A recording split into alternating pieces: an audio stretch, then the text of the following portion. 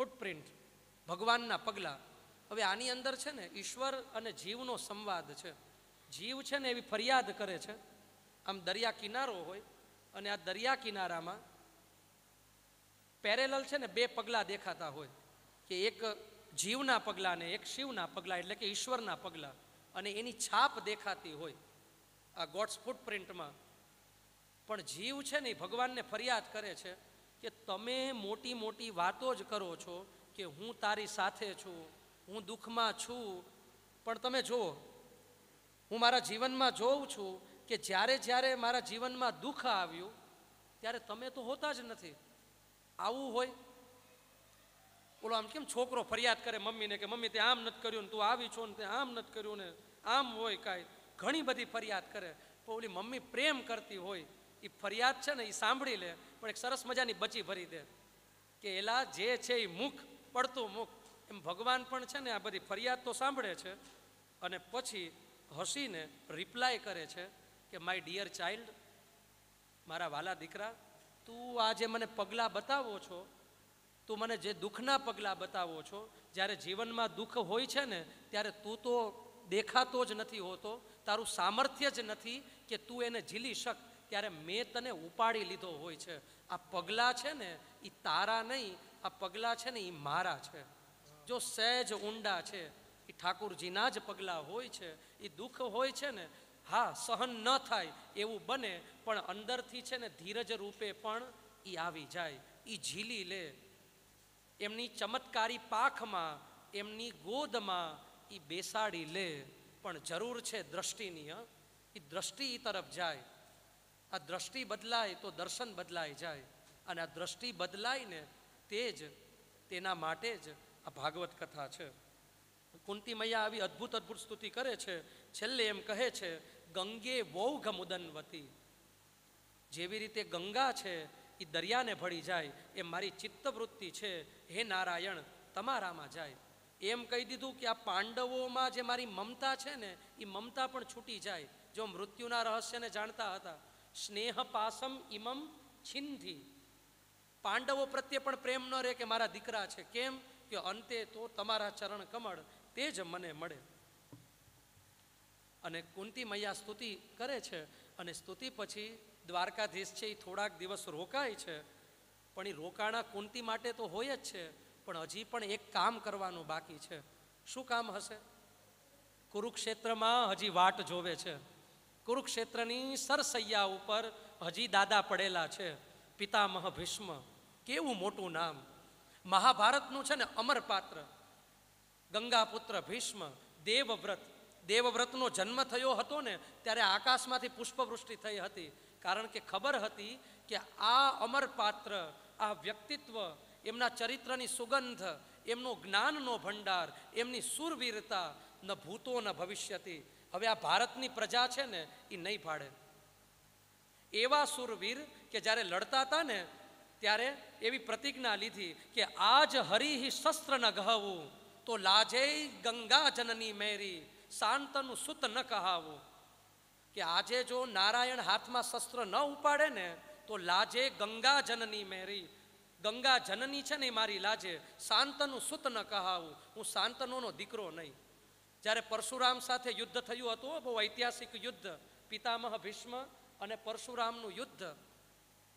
અંબાલિકા ને અંબિકા, આમાંથી અંબિકા છે એ કોઈ રાજાને પ્રેમ કરતી હતી એટલે એને પાછા મૂકી આવે છે. એ રાજા પણ સ્વીકારતા નથી. હવે સ્વીકારવી કેમ? એટલે જાય છે પરશુરામ પાસે કે મારું શોષણ થયું છે અને હવે મારે લગ્ન કરવા છે તો મારે દેવવ્રત સાથે કરવા છે, ભીષ્મ દાદા સાથે કરવા છે. એટલે પરશુરામ, અને પરશુરામજી પોતે ગુરુ, એમની પાસેથી ધનુર્વિદ્યા શીખ્યા છે, જ્ઞાન છે, વેદાંત છે, તે વશિષ્ઠ પાસેથી શીખ્યા છે. ગંગા મૈયાએ એમને ટ્રેન કરેલા છે. એ નાના હતા ને ત્યારથી ગંગા મૈયા સાથે લઈ ગયા હતા હોસ્ટેલમાં. ગુરુકુળ પદ્ધતિ હતી ને એ રીતે દેવવ્રતને છે ને નાનો દેવવ્રત એને લઈ ગયા હતા. જ્યારે સમય હશે ને ત્યારે હું આને આપીશ, ત્યાં સુધી ભલે મારી પાસે રહ્યો. આવા દેવવ્રત. અને પરશુરામ આવે છે, કે છે આનું પાણી ગ્રહણ કર. જો ગુરુની આજ્ઞા છે કરવું જોઈએ, પણ પ્રતિજ્ઞા એવી ભીષણ હતી કે હું ગંગા પુત્ર ભીષ્મ આજીવન બ્રહ્મચર્યનું પાલન કરીશ અને જે રાજગાદીએ આવશે ને એમાં મારા પિતાનો ભાવ જોઈશ. આવી ભીષણ પ્રતિજ્ઞા કરી આકાશમાંથી દેવતાઓ પુષ્પવૃષ્ટિ કરે છે. સાધો સાધોનો નાદ છે અને એટલે નામ પડ્યું ભીષ્મ. આ ભીષણ છે એટલે ભીષ્મ. જ્યારે જ્યારે ભાગવતોની વાત આવે ને, 12 ભાગવત છે, એ કોણ છે એ આપણે જોશું, પણ એ 12 ભાગવતમાંથી એક ભીષ્મ દાદા છે. ભાગવત એટલે કે ભગવાનને જે તત્વથી જાણે છે, ભગવાનને શું કરવું છે ને એ બધું જ એને ખબર છે. ઓલો જે ખાસ અંતરંગ હોય ને એ સ્વભાવ જાણતો હોય કે આ જ કરે.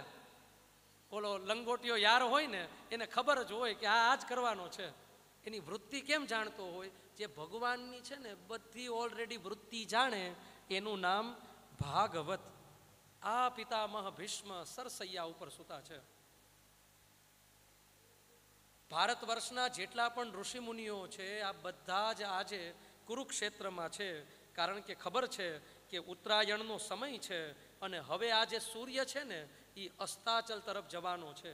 એમનું જ્ઞાન, એમનું વૈરાગ્ય, એમનો જે અનુભવ છે આ લઈ લેવા જેવો છે. ભગવાન તો છે ને યુધિષ્ઠિરને લઈને પહોંચી જાય છે અને ઘણા બધા પ્રશ્નો પૂછે છે પિતામહ ભીષ્મને. અને એ આખું જ્ઞાન છે ને એ મહર્ષિ વેદવ્યાસની કૃપાથી આજે પણ મહાભારતમાં છે. આ મહાભારત બહુ અદ્ભુત ગ્રંથ છે.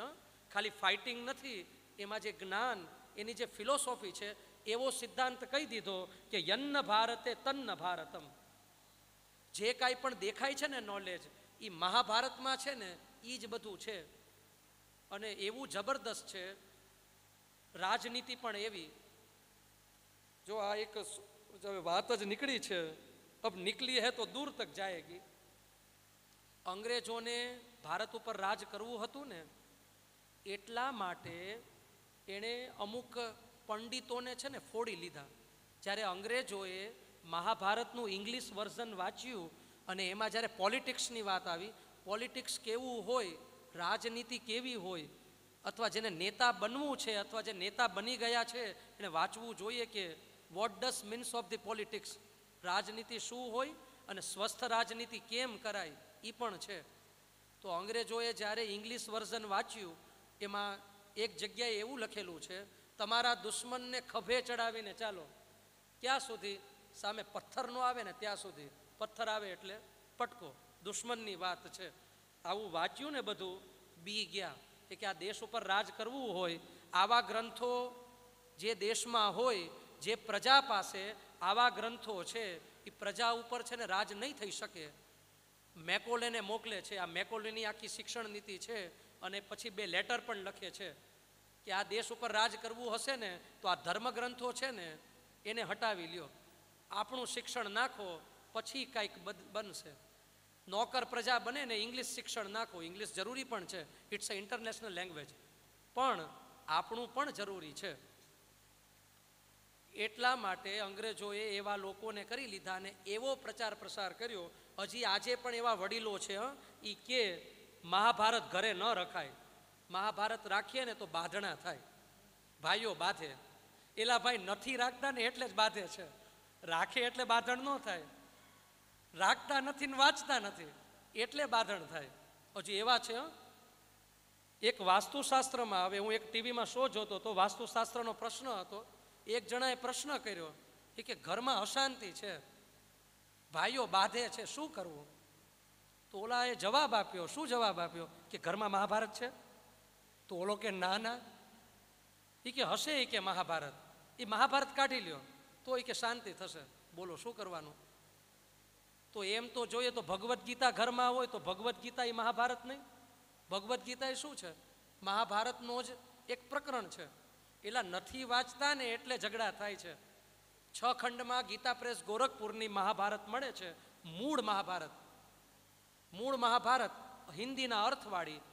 મારી ગેરંટી કે ખાલી તમે 10 પેજ વાંચશો ને, ઊભા કરવાની 1 વર્ષમાં પૂરી થશે, પણ તમારું મન લાગી રહેશે. જો નિધિ અહીંયા છે, એણે 3 ખંડ છે ને પૂરા કરેલા છે. 3 ખંડ, 6 ખંડમાંથી 3 ખંડ વાંચે છે. હજી પણ રોજ 2-2 અધ્યાય વાંચે. આટલું ઇન્ટરેસ્ટિંગ ને એમાંથી વાત કર્યા કરે. આજે આ નીતિની વાત આવી, આ શ્લોક આવ્યો, સંસ્કૃતમાં આ શબ્દ છે. તો તો મહાભારત 6 ખંડમાં છે. આ લઈ આવી ગીતા પ્રેસ ગોરખપુરની. એવું જ્ઞાન, અને એ જે પિતામહ ભીષ્મનું જ્ઞાન છે એ આખું જ શાંતિ પર્વમાં છે. બહુ જબરદસ્ત છે.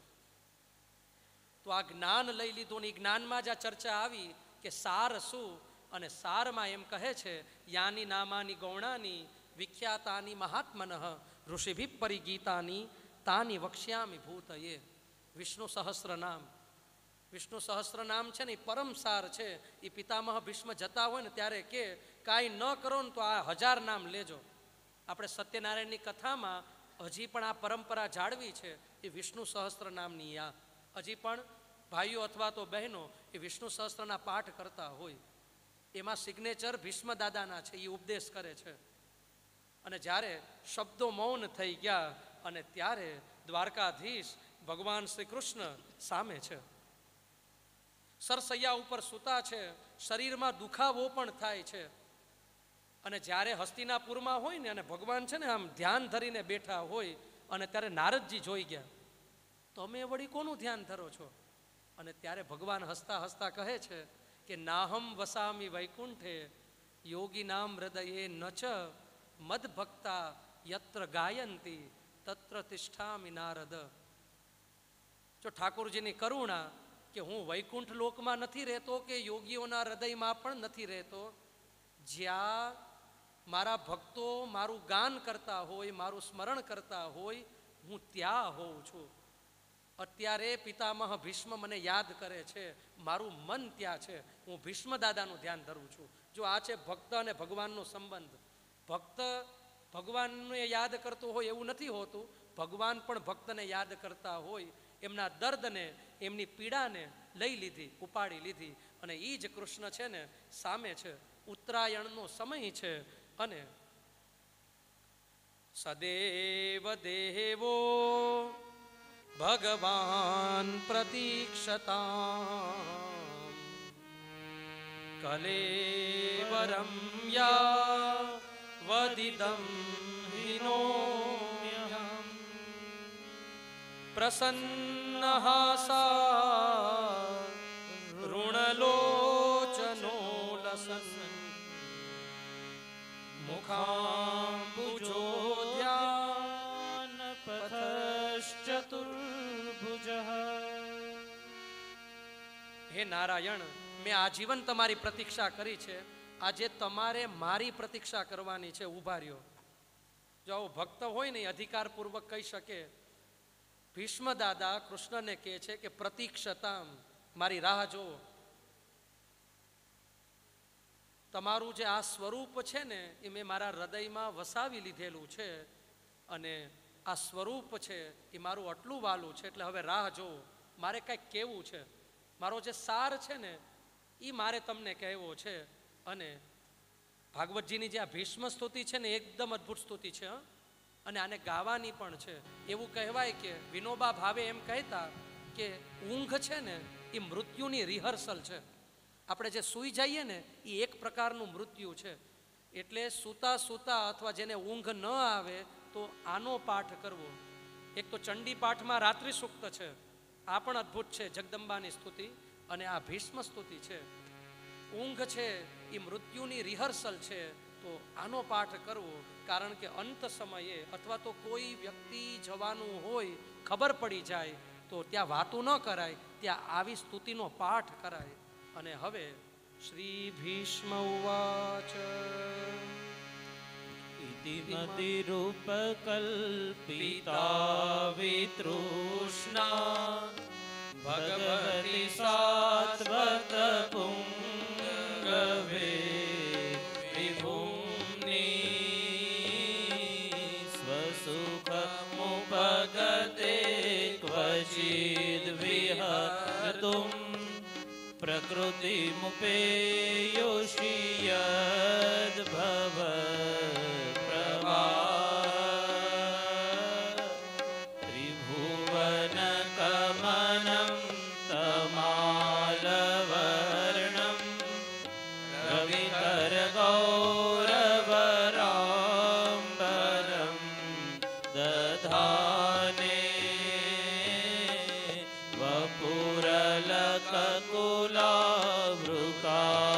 કૃતાનનાબ્જમ વિજય સખે રતિરસ્તુ મે નવદ્યા.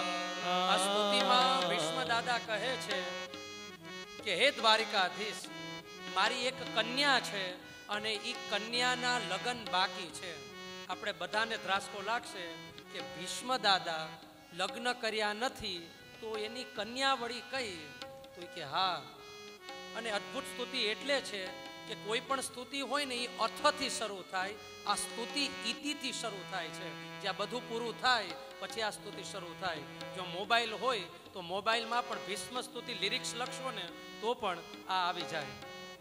તો કે મારી એક કન્યા છે પણ એ કન્યા હજી પરણાવાના બાકી છે, એના હાથ પીડા કરવાના બાકી છે.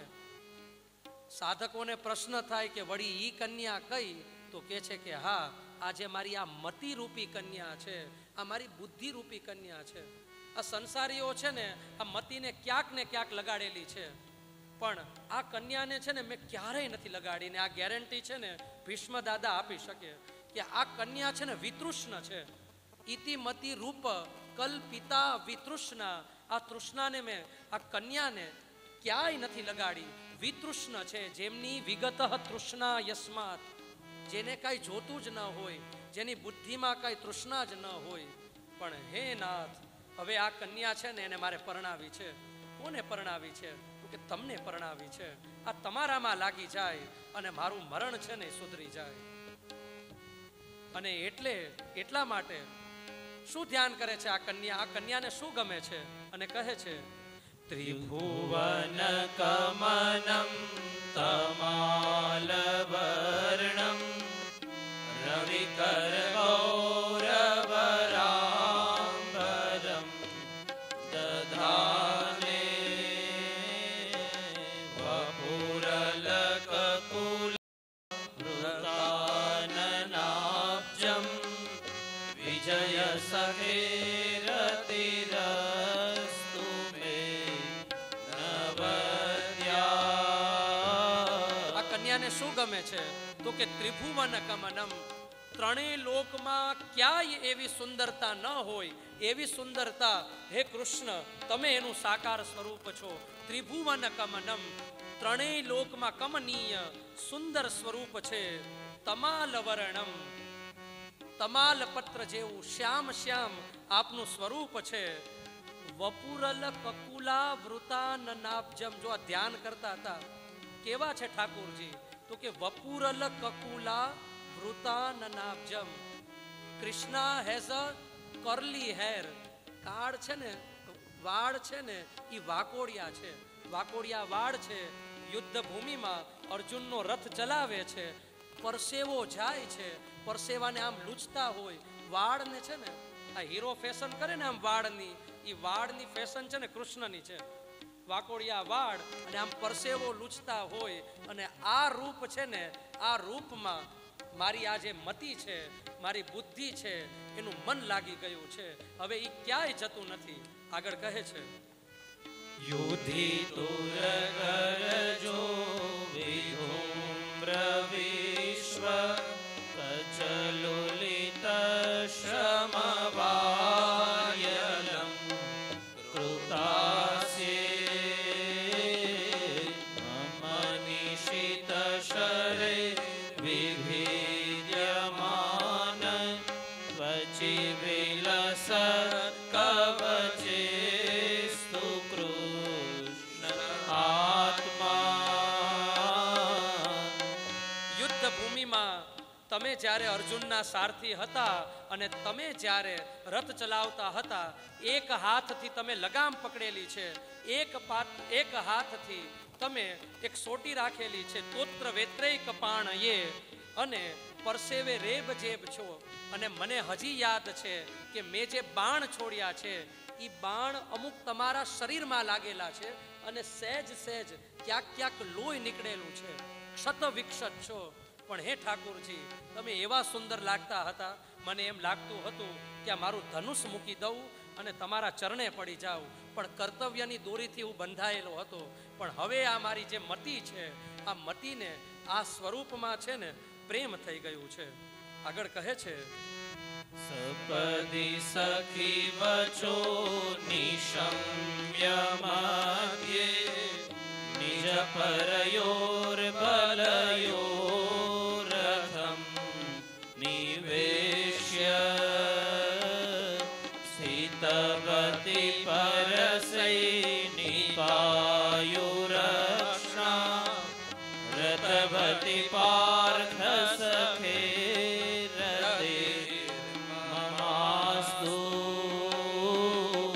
વ્યવહિત પૃતના મુખમ નિરીક્ષ્ય સ્વજન વદાદ વિમુખસ્ય દોષબુદ્ધ્યા કુમતિ મહરદાત્મવિદ્યયાય ચરણરતિ પરમસ્ય તસ્ય મેસ્ય.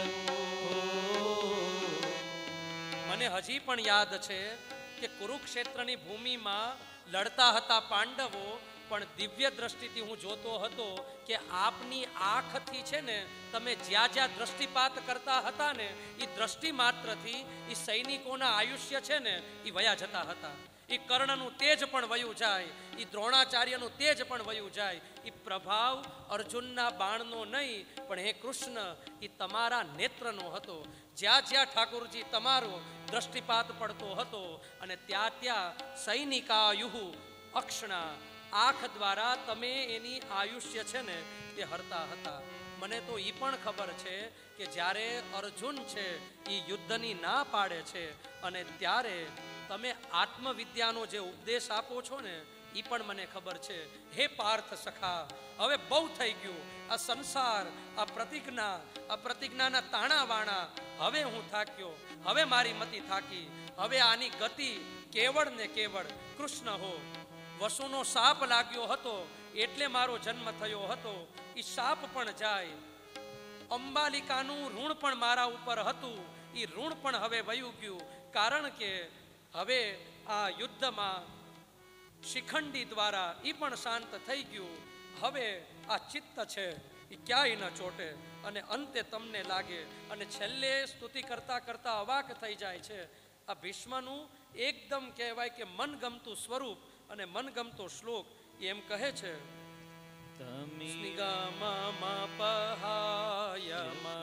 પ્રતિજ્ઞામૃતમધિકર્તુમ પ્લુતો રથસ ધૃતરથ ચરણોભ્યયાચરદ્ગુરુ હરિરિવહન તુમિભં ગતો સ્વનિગમ અપહાય, પોતાની પ્રતિજ્ઞાને છોડીને મારી જેવા તુચ્છ ભક્ત ઉપર તમે જ્યારે રથનું પૈડું લઈને દોડ્યા, રથાંગ પાણે, હાથમાં ચક્ર પણ નથી, રથનું પૈડું છે એ લઈને દોડ્યા અને તમે જ્યારે દોડતા આવો છો આખા શરીરમાંથી લોહીના ટીપા પડે છે. અર્જુન છે એ હથિયાર મૂકી દે છે, એ ચરણ પકડી લે છે અને કહે છે કે કૃષ્ણ નહીં નહીં.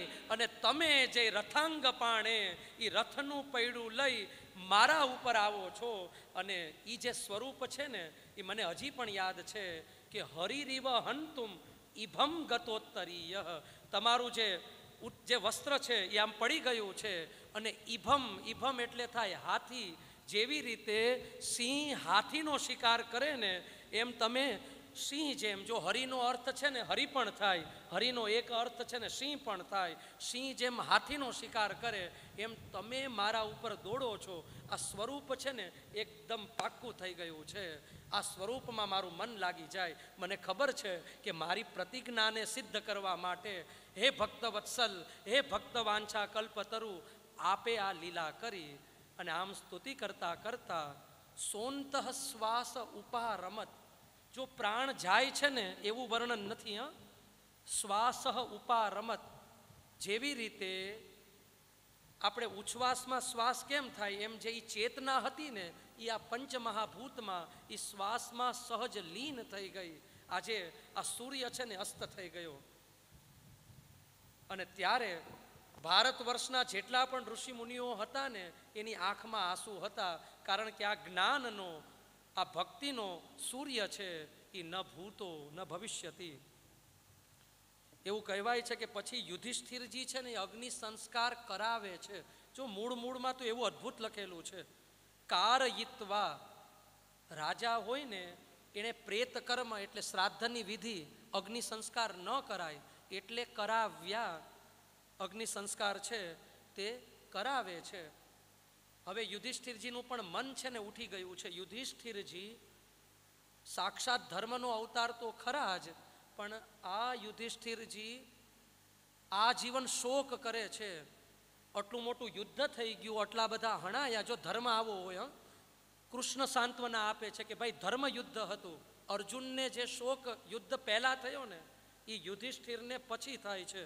ઘણો બધો શોક કરે છે, પણ પોતે જ છે ને અપરાધ ભાવથી કે આટલા બધાને હણાયા મારા કારણે આવું મોટું યુદ્ધ થયું છે. ભગવાન કૃષ્ણ શાંત તો કરે છે અને પછી ભગવાન કૃષ્ણ દ્વારકા ગમન કરે છે.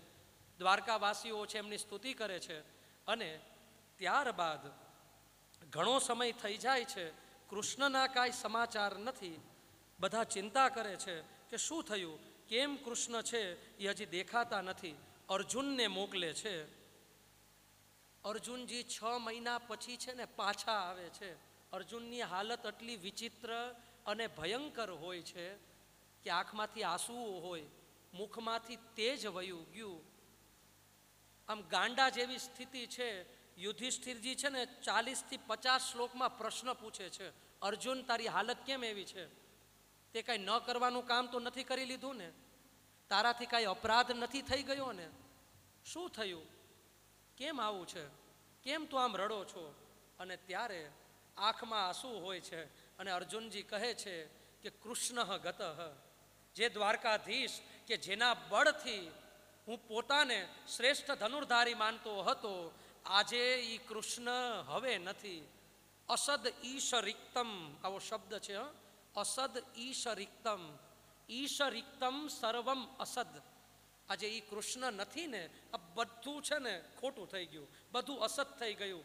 મારું જે આ બળ છે, મારું જે આ ગાંડિયું છે, જેનાથી હું જ્યારે પ્રત્યંચા ચડાવતો અને શત્રુઓના હૃદય છે ને કંપી ઉઠતા હતા, આજે એ જ ગાંડિયું નકામું થઈ ગયું. જ્યારે મહાભારતનું યુદ્ધ પૂરું થયું ને એટલે પહેલાં સારથી ઉતરે અને પછી જે રાજા હોય ને તે ઉતરે. ભગવાન ઊંધું કરે છે, પહેલાં અર્જુનને ઉતારે છે. અર્જુનમાં બધી શ્રદ્ધા હોય છે, આશ્ચર્ય પણ થાય છે કે આમ કેમ? પાર્થ, હું કહું છું આપ ઉતરો. અને જેવા જ પાર્થ ઉતરે છે, કૃષ્ણ ભગવાન પણ ઉતરે છે. હનુમાનજીને નમસ્કાર કરીને પ્રાર્થના પણ કરે છે કે હે બજરંગ બલી, આપ પણ આ રથમાંથી સીધાઓ. જેમ યજ્ઞ પૂરું થાય અને બ્રાહ્મણો જેમ ચોખા છાંટે, ગચ્છ ગચ્છ સુરશ્રેષ્ઠ, એવી રીતે આપ પણ સીધાઓ, આવું કહે છે. અને ત્યારે એ રથ છે ને અગ્નિમાં ભળ ભળવા લાગે છે, બળવા લાગે છે. અને એ રહસ્ય સમજાવે છે કે આ રથ તો ક્યારનો નષ્ટ થઈ ગયો હતો, પણ મારા તેજના કારણે, બજરંગ બલીના તપના કારણે આ રથ હતો, હવે તે જાય છે. અસદ ઈશ રિક્તમ, આજે બધું જ છે ને અસદ થઈ ગયું છે. જો આપણે બધા પેલો દોહો બોલીએ છીએ, સમય સમય બલવાન હે નહીં મનુષ્ય બલવાન, કાબે અર્જુન લૂંટિયો વહી ધનુષ વહી બાણ. આ ખરેખર આપણે સમયના અર્થમાં લઈએ છીએ, પણ આ ખરેખર સમયના અર્થમાં વાત નથી. અસદ ઈશ રિક્તમ, આપણી અંદર ઈ તત્વ છે, ઈ કૃષ્ણ છે ને એટલે બધું ચાલે છે. ઈ વયા ગયા તો અસદ, બધું ખોટું, બધું મૃત્યુ, બધું પૂરું. અર્જુનજી બહુ શોક કરે છે, આટલું બધું રડે છે. આમાં લખેલું છે કે આંસુની સાથે એ જે અંદરનો વિષાદ છે, એ દુઃખ છે, એ જાય છે ને પછી ગીતાજી યાદ આવે છે. જે 700 શ્લોક કહેલા ભગવાને, અદ્ભુત છે. ગીતાનું રોજ એક પારાયણ થાય, એક શ્લોકનો સ્વાધ્યાય થાય, બધી તત્વનિષ્ઠા, આવું જ્ઞાન એ અર્જુન જેને સાંભળે છે, અર્જુનજી સહજ થાય છે અને હવે નક્કી કરે છે કે સમય પણ બરાબર નથી એવા સૂચનો દેખાય છે, આકાશમાં ઉલ્કા દેખાય છે, અપશુકન થાય છે. લોકોનું મન જે ધર્મમાં હોય છે ને એ ધર્મની જગ્યાએ અધર્મ કરવા લાગે છે. આવી ઘણી બધી વાત છે. એટલે પાંડવો નક્કી કરે છે કે હવે કૃષ્ણ નથી ને તો હવે અમારું શું કામ, અમે બધા પણ ચાલીએ. અને હિમાલયે હાડ ગાળવા છે એ બધા ચાલ્યા જાય છે. પરીક્ષિતને રાજગાદી સોંપે છે, રાજ તિલક કરે છે અને હવે પરીક્ષિત રાજા છે એ ચક્રવર્તી સમ્રાટ બને છે. 3 અશ્વમેધ યજ્ઞ કરે છે. જો એક અશ્વમેધ યજ્ઞની હજી કળિયુગમાં તો આ યજ્ઞ થતો જ નથી, પણ અશ્વમેધ યજ્ઞ એ કરી શકે જેણે સમગ્ર આ પૃથ્વીને જીત્યું હોય, એ રાજા હોય ને અશ્વમેધ યજ્ઞ કરી શકે. 3 અશ્વમેધ યજ્ઞ કરે છે, ઈરાવતી સાથે લગ્ન કરે છે. પણ એકવાર એક ઘટના બને છે. શું બને છે કે ગાય અને બળદ, વૃષભ, આ બંને હોય. એ વૃષભ જે બળદ છે એને એક જ પગ હોય છે અને ગાય છે ને રડતી હોય છે. અને રાજાના કપડાં પહેરેલો એક કાળો માણસ, એક શ્યામ પુરુષ, એ બંનેને મારતો હોય છે. જો આ કથાઓ છે ને એ રૂપક છે. વિચિત્ર લાગે. બળદ છે, 3 પગ નથી, 1 પગ છે. ગાય છે એ રડે છે. બંને વચ્ચે સંવાદ ચાલે છે અને ધર્મપરાયણ પરીક્ષિત આ દ્રશ્ય જોવે છે. પહેલાં તો એ બંનેને સાંભળે છે. એ વૃષભ એટલે કે બીજું કોઈ નહીં, ધર્મ. ધર્મને છે ને વૃષભની ઉપમા આપી છે. આપણે શિવાલયમાં જઈએ છીએ શંકર ભગવાનને પ્રણામ કરવા માટે, એ પહેલાં નંદી મહારાજ હોય છે, આમ નામ મૂક્યા છે? ના, એ ધર્મ છે. ભગવાન શિવ છે એ નંદી ઉપર વિરાજે છે એટલે કે ધર્મ ઉપર બેઠા છે, અધર્મ ઉપર નહીં. 3 પગ નથી, 1 પગ છે. શાસ્ત્રકારો એમ કહે છે કે દરેક યુગના છે ને એક ગુણ છે. સતયુગ, ત્રેતાયુગ, દ્વાપર યુગ અને કલિયુગ. એક યુગના એક ધર્મ એટલે કે ગુણ છે. સત્ય, તપ, પવિત્રતા અને દયા. આ 4 ગુણ છે. ધર્મ છે ને એ આ 4 ચરણથી ઊભો છે. ધર્મનું 1 ચરણ છે સત્ય, 1 ચરણ છે તપ, 1 ચરણ છે પવિત્રતા અને 1 ચરણ છે દયા. મહાપુરુષો એમ કહે છે કે એ ધર્મને 3 ચરણ નથી, એટલે કે ધર્મને સત્ય પણ નથી, તપ પણ નથી. એટલે કે કળિયુગ આવ્યો છે એટલે કળિયુગના કારણે ધર્મમાંથી આટલું જવા મળશે. સત્ય પણ જાય છે, તપ પણ જાય છે. જો તપ દેખાવનો છે, બાકી વાસ્તવિકમાં બહુ તપસ્વી છે, ઓછા છે, બધાને બધું જોતું છે, ભાગ્ય સારું કરવું છે, તપ કરવાનું કહીએ, સાધન કરવાનું કહીએ તો એ થતા નથી. પવિત્રતા પણ નથી. કેવળ ને કેવળ દયાથી આ ધર્મ પુરુષ છે, આ ધર્મ નંદી છે, એ ઊભો છે. બાજુમાં ગાય છે. પૃથ્વી છે ને એ ગાયનું રૂપક છે. જો પૃથ્વીનો મોટામાં મોટો ગુણ શું તો કે ક્ષમા. કેટલા બધા અપરાધ આપણે કરતા હશું પણ આ પૃથ્વી ક્ષમા કરી દે માની જેમ. તો બંને રડે છે, કારણ કે કળિયુગમાં અધર્મનું સામ્રાજ્ય વધારે, કલીનો પ્રભાવ વધારે, ત્યારે દેવતાઓ છે એ આવી રીતે દુઃખી થતા હોય. ભાઈ આપણે લાડવાને ભજીયા ખાઈએ અને આપણું શરીર પુષ્ટ થાય, એમ દેવતાઓ કેવી રીતે પુષ્ટ થાય? આ પ્રશ્ન થાય ને. દેવતાઓ શું લાડવા ભજીયાથી પુષ્ટ થાય? તો કે ના. અગ્નિમાં જે હોમાય ને, ઓમ ઇન્દ્રાય સ્વાહા, એ સ્વાહા હોમાય અને એ સ્વાહા દેવને મળે. અસુરોને આ વાતની ખબર હતી એટલે અસુરો શું કરતા? અસુરો છે એ યજ્ઞ બંધ કરાવી દેતા. એટલે દેવતાઓ છે યજ્ઞથી પુષ્ટ થાય, પણ જેમ જેમ અધર્મ થાય ને એમ દેવતાઓ દુઃખી, એનો પ્રભાવ છે ને એ જાય. એટલા માટે જેમ જેમ અધર્મ વધે ને એ અધર્મના વધવાથી દેવતાઓ આમ દુઃખી થતા હોય છે. અને ઓલો જે પુરુષ છે ને એ મારતો હોય છે. પૃથ્વી પૂછે છે કે તમે આટલા દુઃખી થાવ છો હે વૃષભદેવ, કાંઈ કયો ને. ત્યારે વૃષભદેવ છે ને એ એમ જ કહે છે કે આમાં આ પુરુષનો પણ વાંક નથી, આ વાંક મારો છે. જો આ ધર્મનું લક્ષણ છે. ધર્મવાન માણસ હોય અને એના જીવનમાં દુઃખ આવે ને, એ જવાબદારી ક્યારેય છે ને ઈશ્વર ઉપર કે ભાગ્ય ઉપર નહીં નાખે. એ કોસશે નહીં. એ કહેશે કે આ જે છે ને એ મારા કારણે છે. આ મૂલ્ય તમારે અને મારે લેવા જેવું છે કે જીવનમાં જે કંઈ પણ થયું છે એની પૂરામાં પૂરી જે પણ દુઃખ આવ્યું છે એની જે રિસ્પોન્સિબિલિટી છે એ બધી મારી છે. પરીક્ષિત છે આ જોવે છે, દુઃખી થઈ જાય છે, હાથમાં ધનુષ ચડાવે છે. એ પુરુષને દંડ આપવા માટે કહે છે કે હું તને મારી નાખું. પરીક્ષિત પાછળ, પરીક્ષિત સામે એનું ચાલતું નથી. એ પુરુષ એટલે કે કલી, એ કલિયુગ. આમ તો કલીનો અર્થ શું થાય? Literally what does means of the કલી? કલી એટલે શું? કલી એટલે કે કલહ, જ્યાં ઝઘડો થાય, બથમ બથથી હાલતી હોય ને એને કહેવાય કલી. આખો કલીનો વંશ વેલો છે ભાગવતજીમાં. કલીની એક દીકરી પણ છે. દીકરીનું નામ શું? બહુ સરસ મજાનું નામ છે, યાદ રાખવાનું છે. દુરુક્તિ. ગાઢ, કોઈને આપણે અપશબ્દ કહીએ, દુરુક્તિ.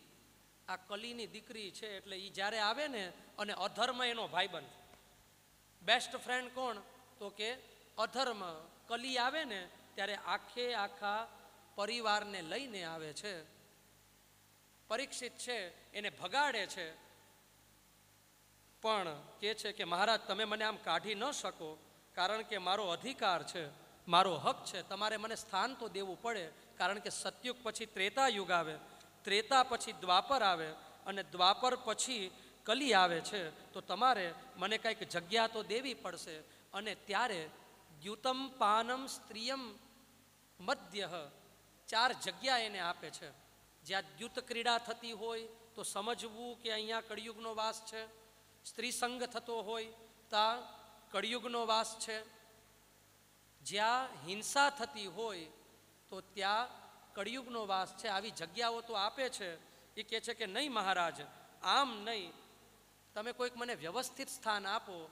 અને ત્યારે છેલ્લે સોનું, સુવર્ણ, સોનામાં સ્થાન આપે છે. પણ અહીંયા અર્થ એવો કરવાનો છે કે સોનું, રૂપિયો, પણ રૂપિયો ધર્મનો હોય ને તો એ તારે, પણ અધર્મનો 1 રૂપિયો પણ આવી જાય ને સમૂલમ ચ વિનશ્યતિ.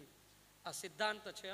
એવું કહેવાયું છે, અન્યાયો પાર્જિતમ વિત્તમ 10 વર્ષાણી તિષ્ઠતિ, પ્રાપ્તે ચૈકાદશે વર્ષે સમૂલમ ચ વિનશ્યતિ. જે આ બધા સિદ્ધાંતો જાણે છે ને એ ક્યારેય ખોટું ન કરે, ખોટો રૂપિયો ન લે. અન્યાયથી જો રૂપિયા કમાયેલા હશે ને બહુમાં બહુ તો 10 વર્ષ.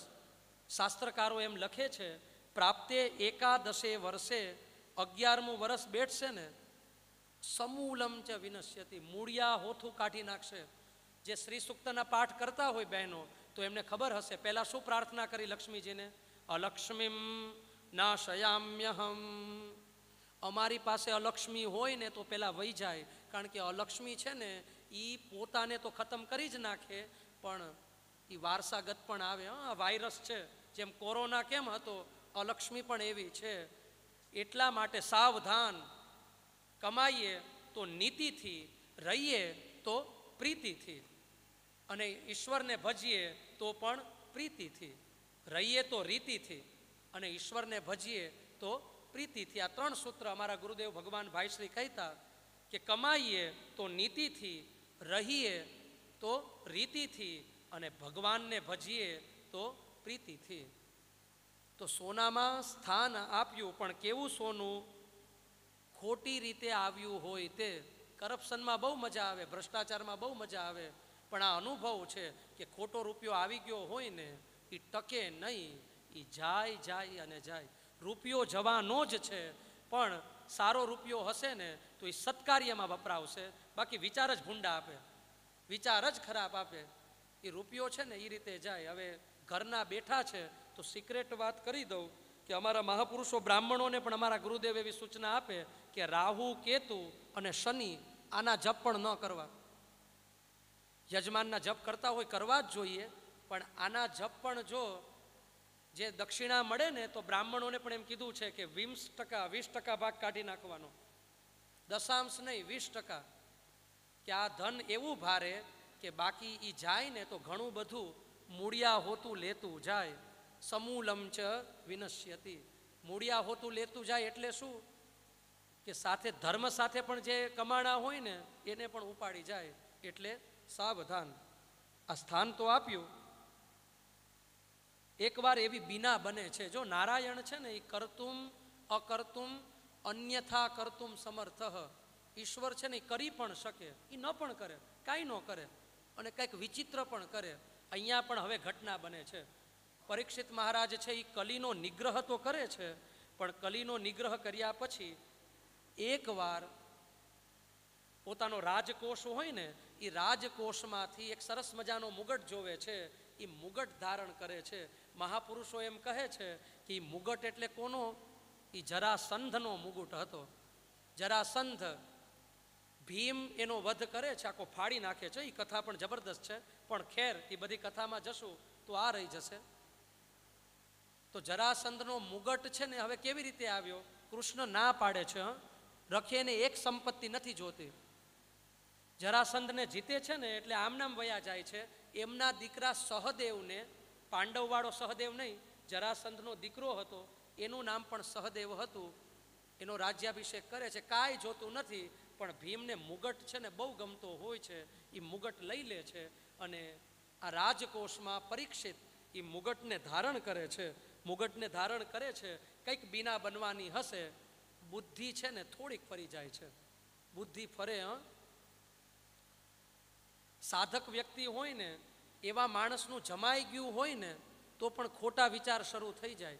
ખોટા રૂપિયા આવી જાય ને તો પણ ખોટા વિચાર થઈ જાય. આ બુદ્ધિ ફરી જાય એટલા માટે ઉપાસના છે, પ્યુરિફાઈ માટે. પરીક્ષિત મહારાજ છે આ મુગટને ધારણ કરે છે. કોઈ દિવસ શિકાર કરતા નથી હોતા અને આજે શિકાર કરવાનું મન થાય છે, શિકાર કરવા જાય છે. ઘણો બધો શિકાર તો કરે છે, પણ તરસ બહુ લાગે છે, તરસ્યા થાય છે. શમિક ઋષિનો આશ્રમ હોય છે. શમિક ઋષિ તો ત્યાં સમાધિમાં બેઠા હોય છે. જાય છે, ઋષિ પાસે જાય છે, પ્રણામ કરે છે, પાણી માગે છે. પરીક્ષિતજી જેવા વિનમ્ર રાજા ન ભૂતો ન ભવિષ્યતિ. આખું પરીક્ષિત ચરિત્ર આપણે ભાગવતજીમાં જોઈએ ને તો પરીક્ષિત જેવા ગુણવાન રાજા કોઈ નથી. પણ જો વિધિને કરવાનું હતું, કાંઈ પૂછતા નથી, પાણી માગે છે, નથી આપતા, એકદમ ગુસ્સે થાય છે. અને એવા ગુસ્સે થાય છે, બાજુમાં સાપ મરેલો પડ્યો હોય છે, એ મરેલો સાપ છે એ ગળામાં પહેરાવી દે છે. આવો અપરાધ કરી નાખે છે.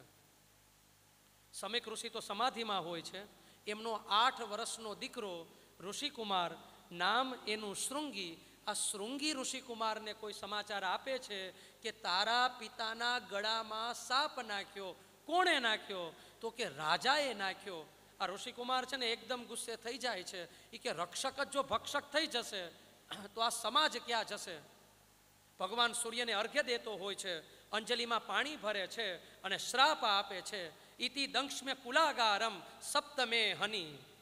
7 દિવસમાં આનું મૃત્યુ થાય અને આને સાપ કરડે, આવો શ્રાપ બોલે છે, આવો શ્રાપ આપે છે. શબ્દ નીકળી ગયા. વિચાર કરો, 8 વર્ષનો ઋષિકુમાર, તપ કેવું હશે, સાધના કેવી હશે કે અંજલિ ભરી અને શબ્દ કીધા, એ શબ્દ થવું જ પડે. આશ્રમમાં જાય છે, સાપને ઉતારે છે, ઋષિ જાગે છે, ખબર પડે છે, રાજી જરાય નથી થતા. ઠપકો આપે છે. કોને આપે છે? શૃંગીને.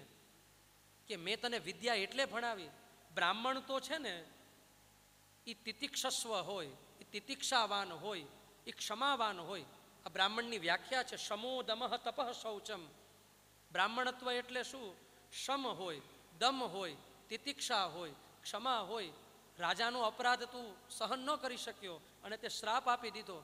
તને ખબર છે તે કેટલું મોટું ભયંકર કૃત્ય કર્યું છે. બીજા ઋષિકુમારને કહે છે કે જાઓ અને પરીક્ષિતને આ સૂચના આપો કે 7 દિવસમાં તક્ષક છે ને એ કરડવા આવશે. બે ઋષિકુમાર જાય છે, પરીક્ષિત ત્યાં પહોંચે છે, મુગટ ઉતારે છે, વિવેક આવી જાય છે, પોતાનું ભાન થાય છે કે ये मैंने क्या कर डाला, ये क्या हो गया. પણ ભક્તો હોય ને એ વિચલિત ન થાય. અહીંયા પરીક્ષિત છે ને એ ભગવાનને પ્રાર્થના કરે છે કે મારાથી આ જે અપરાધ થયો છે ને આ અપરાધનો દંડ હોવો જોઈએ અને મને જે કંઈ પણ મળશે ને એને હું કૃપા પ્રસાદ માની અને હું એને માથે ચડાવીશ. જો આ પરીક્ષિતની પરીક્ષિતતા છે.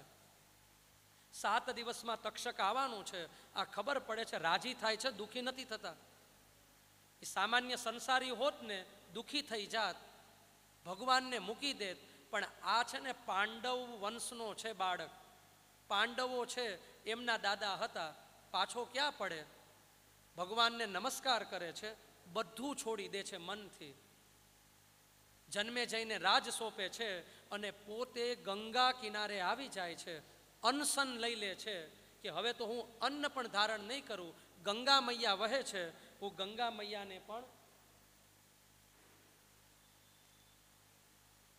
હું ધારણ નહીં કરું, ગંગા મૈયાનું જલ પણ હું પાન નહીં કરું. અને અનશન થઈ અને બેસી જાય છે. બધા ઋષિ મુનિઓ ત્યારે ત્યાં આવે છે, બધાને પ્રાર્થના કરે છે કે મહારાજ, મૃત્યુ સમયે વ્યક્તિએ શું કરાય, અથવા જેની પાસે ઓલરેડી 7 જ દિવસો હોય તેને વળી શું કરી શકાય, આપ કહો. ઋષિમુનિઓ વિચારે છે કે ભાઈ અમે કંદમૂળ તો ખાઈએ છીએ, અમે કંદમૂળ તો લઈએ છીએ, તમે તો એ પણ ત્યાગ કર્યો છે, શું કરી શકાય. ઋષિમુનિઓ પણ વિચારે છે. પણ જો આ સિદ્ધાંત છે, પાત્રતા હોય ને ત્યારે એ ઈશ્વર કોઈક ને કોઈક માણસને ત્યાં ને ત્યાં મોકલી દે. જ્યારે વ્યક્તિમાં પાત્રતા આવે ત્યારે એ પરમ તત્વ છે, એ પરમ ચેતના છે, કોઈક ને કોઈક રૂપમાં આવે છે. અચાનક ક્યાંથી આવ્યા ખબર નથી, પણ ત્યાં સુખદેવજી મહારાજ છે તે પ્રગટ થાય છે. બોલીએ શ્રી સુખદેવજી મહારાજ કી જય. તમ દ્વ્યષ્ટવર્ષમ સુકુમાર પાદમ, દ્વિઅષ્ટવર્ષમ 16 વર્ષનું રૂપ છે, એકદમ શ્યામ શરીર છે. પોતે હાલે છે ને ત્યારે ભાગવતજીના શ્લોકો ગાતા જાય છે. આજુબાજુ બાળકો છે ને, બાલૈહી અવધૂત વેશઃ, કોઈ એને ઓળખી શકતું નથી એટલે બાળકો પણ સાથે સાથે જાય છે. કોઈક એને ગાંડો ગાંડો કહેતા હોય. આવી અવધૂત ચર્યામાં સુખદેવજી મહારાજ છે એ હાલતા હાલતા એ ગંગા કિનારે ત્યાં પહોંચે છે. ભારત વર્ષના બધા જ ઋષિમુનિઓ છે રાજા સહિત ઊભા થઈ જાય છે, પ્રણામ કરે છે અને પોતે આસન જમાવી અને બેઠી જાય છે. પરીક્ષિત મહારાજ છે એ પ્રણામ કરી અને 2 જ પ્રશ્ન કરે છે કે મહારાજ, મારી પાસે 7 દિવસ રહ્યા છે, મ્રિયમાણ કિમ કાર્યમ, જે માણસ મ્રિયમાણ જે મરી રહ્યો છે અથવા મૃત્યુના મુખમાં જવાનો છે એના માટે શું કરી શકાય અને વ્યક્તિએ જીવનભર શું કરવું જોઈએ. આ 2 પ્રશ્નના આપ અમને જવાબ આપો. અને આ પ્રશ્ન પૂછાય છે અને ત્યારે સુખદેવજી મહારાજ છે તે દ્વિતીય સ્કંધમાં પોતાની વાતની શરૂઆત કરે છે. અહીંયા પ્રથમ સ્કંધ છે એ પૂરો થાય છે. 3 અધિકારીની વાત છે આ સ્કંધમાં થઈ અને હવે દ્વિતીય સ્કંધની શરૂઆત કરે છે. આવો આ ભાગવતનો થોડોક પરિચય આંબાની થોડીક પંક્તિ દ્વારા આપણે લઈ લઈએ કે આ ભાગવત રૂપી આંબો છે, આ કેરી છે, તો આની અંદર શું શું છે, કેટલા અધ્યાયો છે. આવો સાથે મળી અને આ આંબાનું આપણે 2-3 પંક્તિઓ છે એનું અનુગાયન કરીએ. અંબો અખંડ ભુવનથી ઉતર્યો, અંબો અખંડ ભુવનથી ઉતર્યો, વ્રજ ભૂમિમાં આંબાનો વાસ, સખી રે આંબો રોપી વ્રજ ભૂમિ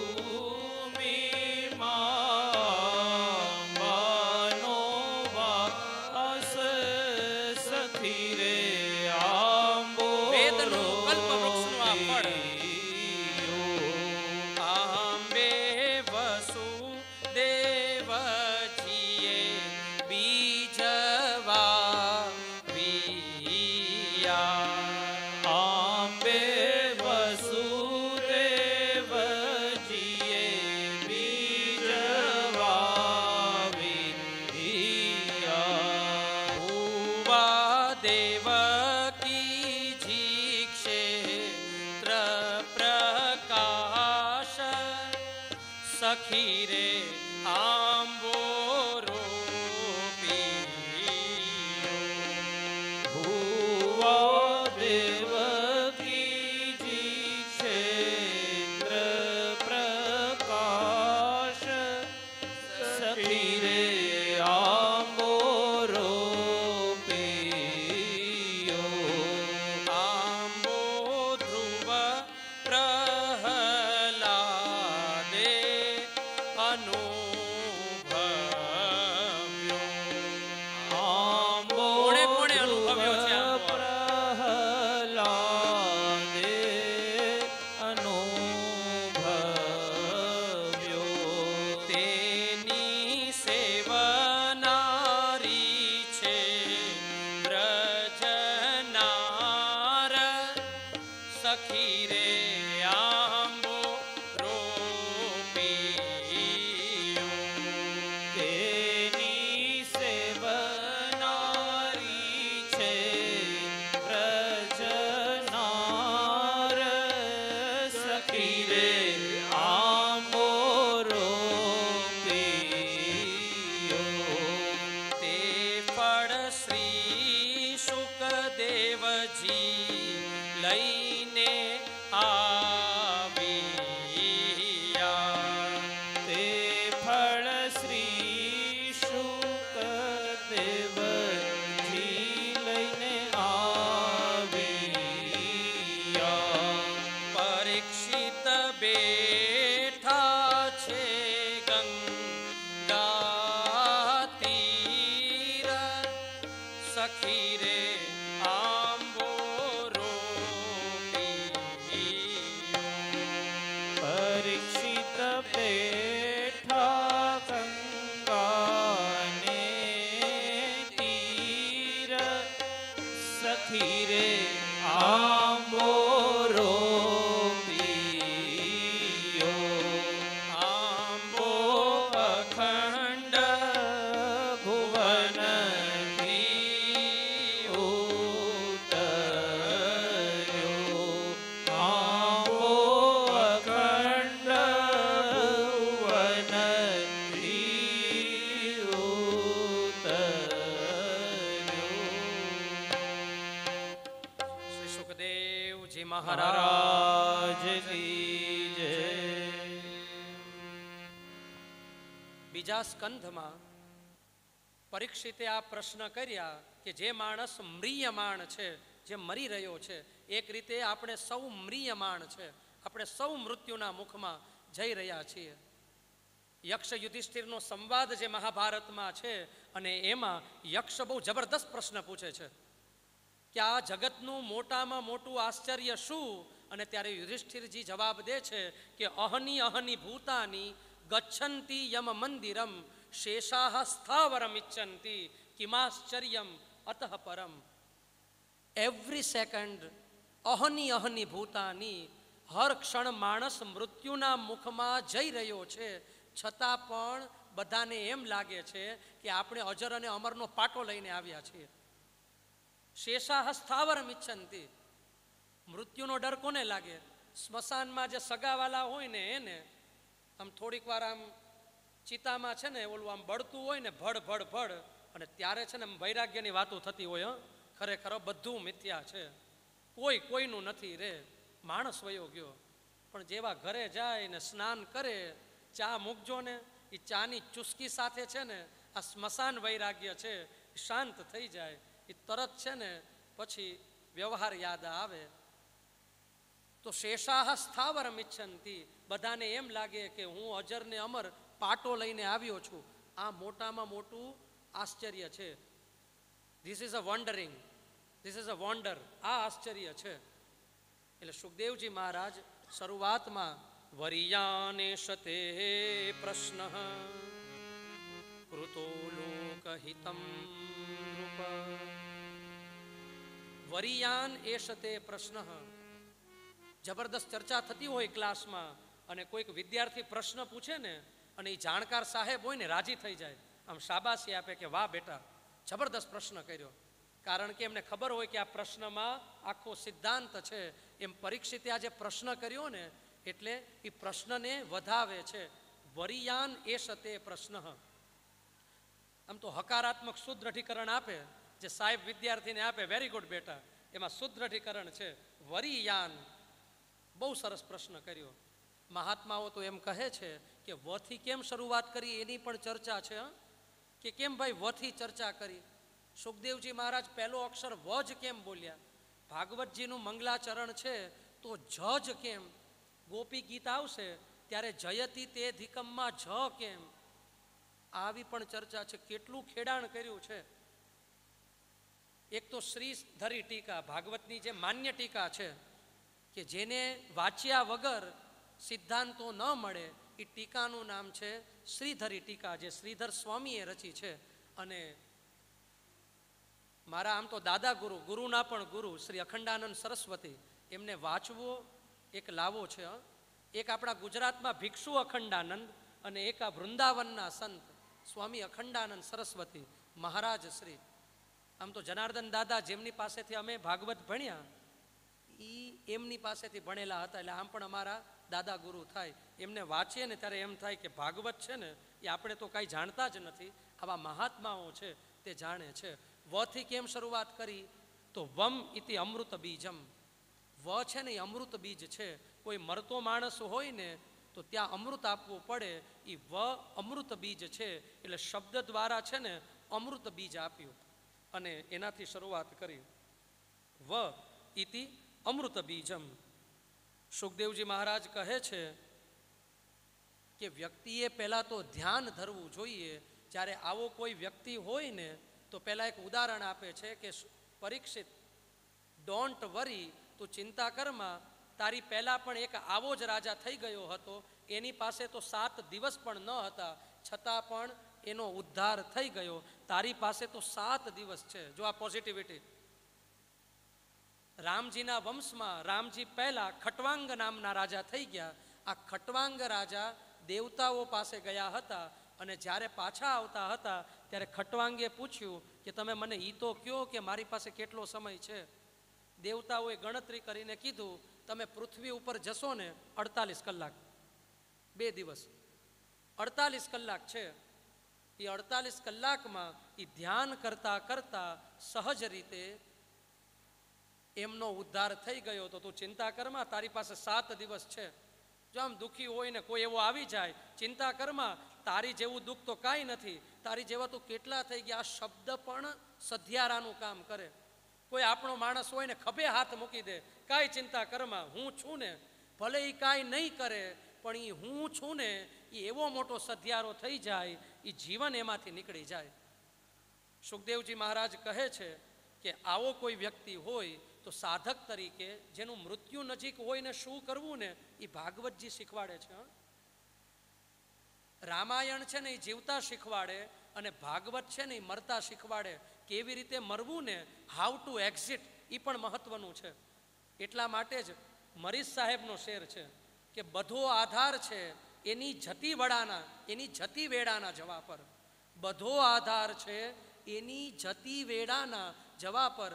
મિલનમાંથી નથી મળતા મહોબતના પુરાવો.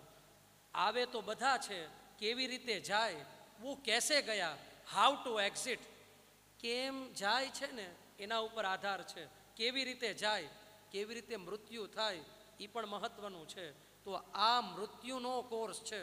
આમ તો મૃત્યુની વાત આવે એટલે બધા ડરી જાય, શું થાય, પણ કેમ મરવું ને એ ભાગવત શીખવાડે છે. અને એટલા માટે કહ્યું, દેહાવસાને ઇદમેવ જાપ્યમ ગોવિંદ દામોદર માધવેતિ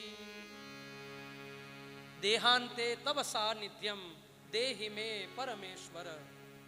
કે જીવનમાં જ્યારે આ શરીર છે ને એમાંથી પ્રાણ નીકળતા હોય ત્યારે કોઈ ન હોય, એ ઠાકુર તું હોય. બસ આ અમને આવડી જાય, આ દશા આવી જાય ને તો તરી ગયા. તો એવો વ્યક્તિ હોય તો એને શું કરવું જોઈએ? પહેલાના સમયમાં આમ તો ભારત વર્ષમાં જેટલા પણ લોકો હતા ને એ બધા જ સાધકો હતા. અને બધાનું બાપ દાદા પાસેથી પણ સાંભળેલું હશે 3 પેઢીમાં કે અમારા દાદા જવાના હતા ને તો એને ખબર પડી ગઈ હતી 3 દિવસ પહેલાં કે હું 3 દિવસ પછી હવેની સવારે નહીં હોઉં, તમારે જે કરવું હોય કરી લેજો. અને એ 3 દિવસ પછીનો એ જે સમય આવે ને ત્યારે આંખ બંધ હોય, પ્રાણ નીકળી જાય. જો આ બધાને ખબર પડી જતી હતી, લોકોનું સ્ટાન્ડર્ડ, ધર્મનું સ્ટાન્ડર્ડ, અંતઃકરણનું સ્ટાન્ડર્ડ આટલું નીચું આવી ગયું છે, કાંઈ ખબર પડતી નથી. ક્યારે ફટાકડો ફૂટી જાય ઓનલી ગોડ નોઝ. પણ પહેલાં હતું એટલે ખબર હતી ને, એટલે હવે ખબર પડી જાય એટલે એ બધું મૂકી મનથી જીતાસનો, જીત શ્વાસો, જીત સંગો, જીતેન્દ્રિય સ્થૂલે ભગવતો રૂપે મનઃ સંધારયેધિયા. જીતાસનો, પોતે જે આસન ઉપર બેઠા છે એકદમ આસન સિદ્ધિ મેળવે. આસન સિદ્ધિ એટલે કે મન ફાવે આટલી વાર આપણે બેઠી શકીએ, આપણે ધારીએ ત્યારે ઊભા થઈ શકીએ. રામકૃષ્ણ પરમહંસને આ સિદ્ધિ હતી. એમણે પોતાની આત્મકથામાં લખેલું છે કે પોતે જ્યારે જગદંબાનું ધ્યાન કરવા બેઠે ત્યારે મનને કહી દે હલવાનું નથી, 10-10 કલાક સુધી બેઠા રહે આ ઠાકોર. જીતાસનો, જીત શ્વાસો. પ્રાણાયામ કરવાનું મહત્વ છે. જો કોઈ પણ પૂજા હોય ને એમાં પ્રાણાયામ હશે. પૂરક, કુંભક અને રેચક આના પ્રકાર છે. સબીજ પણ છે, નિર્બીજ છે, આના પણ પ્રકારો છે. સબીજ એટલે કે ઈષ્ટદેવના મંત્ર સાથે પ્રાણાયામ કરીએ, આને કહેવાય સબીજ. આમનામ પ્રાણાયામ કરીએ, મંત્ર ન હોય, અમંત્રક પ્રાણાયામ કરીએ, આને કહેવાય નિર્બીજ. જે માણસ રોજ પ્રાણાયામ કરતો હોય, રામદેવ બાબાની કપાલભાતિ અલગ હો, એ ડાયટિંગ માટે છે, એ શરીર માટે છે. પણ આ પ્રાણાયામ છે એ પૂરક, કુંભક અને રેચક પ્રાણાયામ કરતા હોય. કપાલભાતિ, પણ એ કપાલભાતિ છે એ પણ એની અસર છે. પણ શ્વાસ લેવાનો પૂરક, અમારા પ્રાથમિકના છોકરાઓ બધા કરે, પ્રાર્થનામાં એ પરંપરા છે. કાંઈ ખબર ન હોય કે પૂરક, ઘણી વાર તો રેચકની જગ્યાએ રેસક બોલે. પૂરક, રેસક. પણ આમ તમે પૂરક સ્કૂલમાં આવો અને પ્રાર્થના શરૂ હોય અને પ્રાર્થનામાં એમ કે પૂરક એટલે શરૂ થઈ જાય ઓમ. રેસક, રેચકની જગ્યાએ રેસક. ઓમ. હજી પણ આ પરંપરા છે ને એ પરંપરા ટકી છે. જો ખબર નથી, શાસ્ત્રની પરંપરા છે, પણ હજી પણ પ્રાથમિક શાળાની પ્રાર્થનાઓમાં આ પૂરક, રેચક, કુંભક કોઈ બોલતું નથી. પણ આ પરંપરા હજી ટકી છે. બહુ સારી વાત કહેવાય. શા માટે? જો એક નાનો એવો સિદ્ધાંત કહી દઉં કે આપણું આ જે જીવન છે ને, આપણું જે આયુષ્ય છે એ દિવસો ઉપર આધારિત નથી, એ શ્વાસ ઉપર આધારિત છે. 24 કલાકમાં સ્વસ્થ વ્યક્તિ છે એ 24,600 આમ તો સંખ્યા છે, અજપાની સંખ્યા. 24,600 વાર શ્વાસ લે. જે સામાન્ય જે શ્વાસનો રિધમ છે ને એ કેટલો? 24,600. એટલા માટે શાસ્ત્રોમાં એક બહુ મોટો સિદ્ધાંત આપ્યો કે જ્યારે આપણે જાગીએ, ભલે સંસ્કૃતનું આવડે તો કાંઈ નહીં, ખાલી મનથી એવો સંકલ્પ કરી લઈએ કે હું અજપા ગાયત્રી કરીશ. અજપા ગાયત્રી એટલે કે આપણે જ્યારે શ્વાસ લઈએ ને ત્યારે હમ એવો બીજ નીકળે, નેચરલ નીકળે, બોલવાની જરૂર ન પડે. હમ સહ. જો હમ સહ શ્વાસ લઈએ બધા પૂરક, સહ શ્વાસ લઈએ ત્યારે હમ, શ્વાસ છોડીએ ત્યારે સહ, આને કહેવાય હમ સહ. આ નેચરલી આના જપ થાય.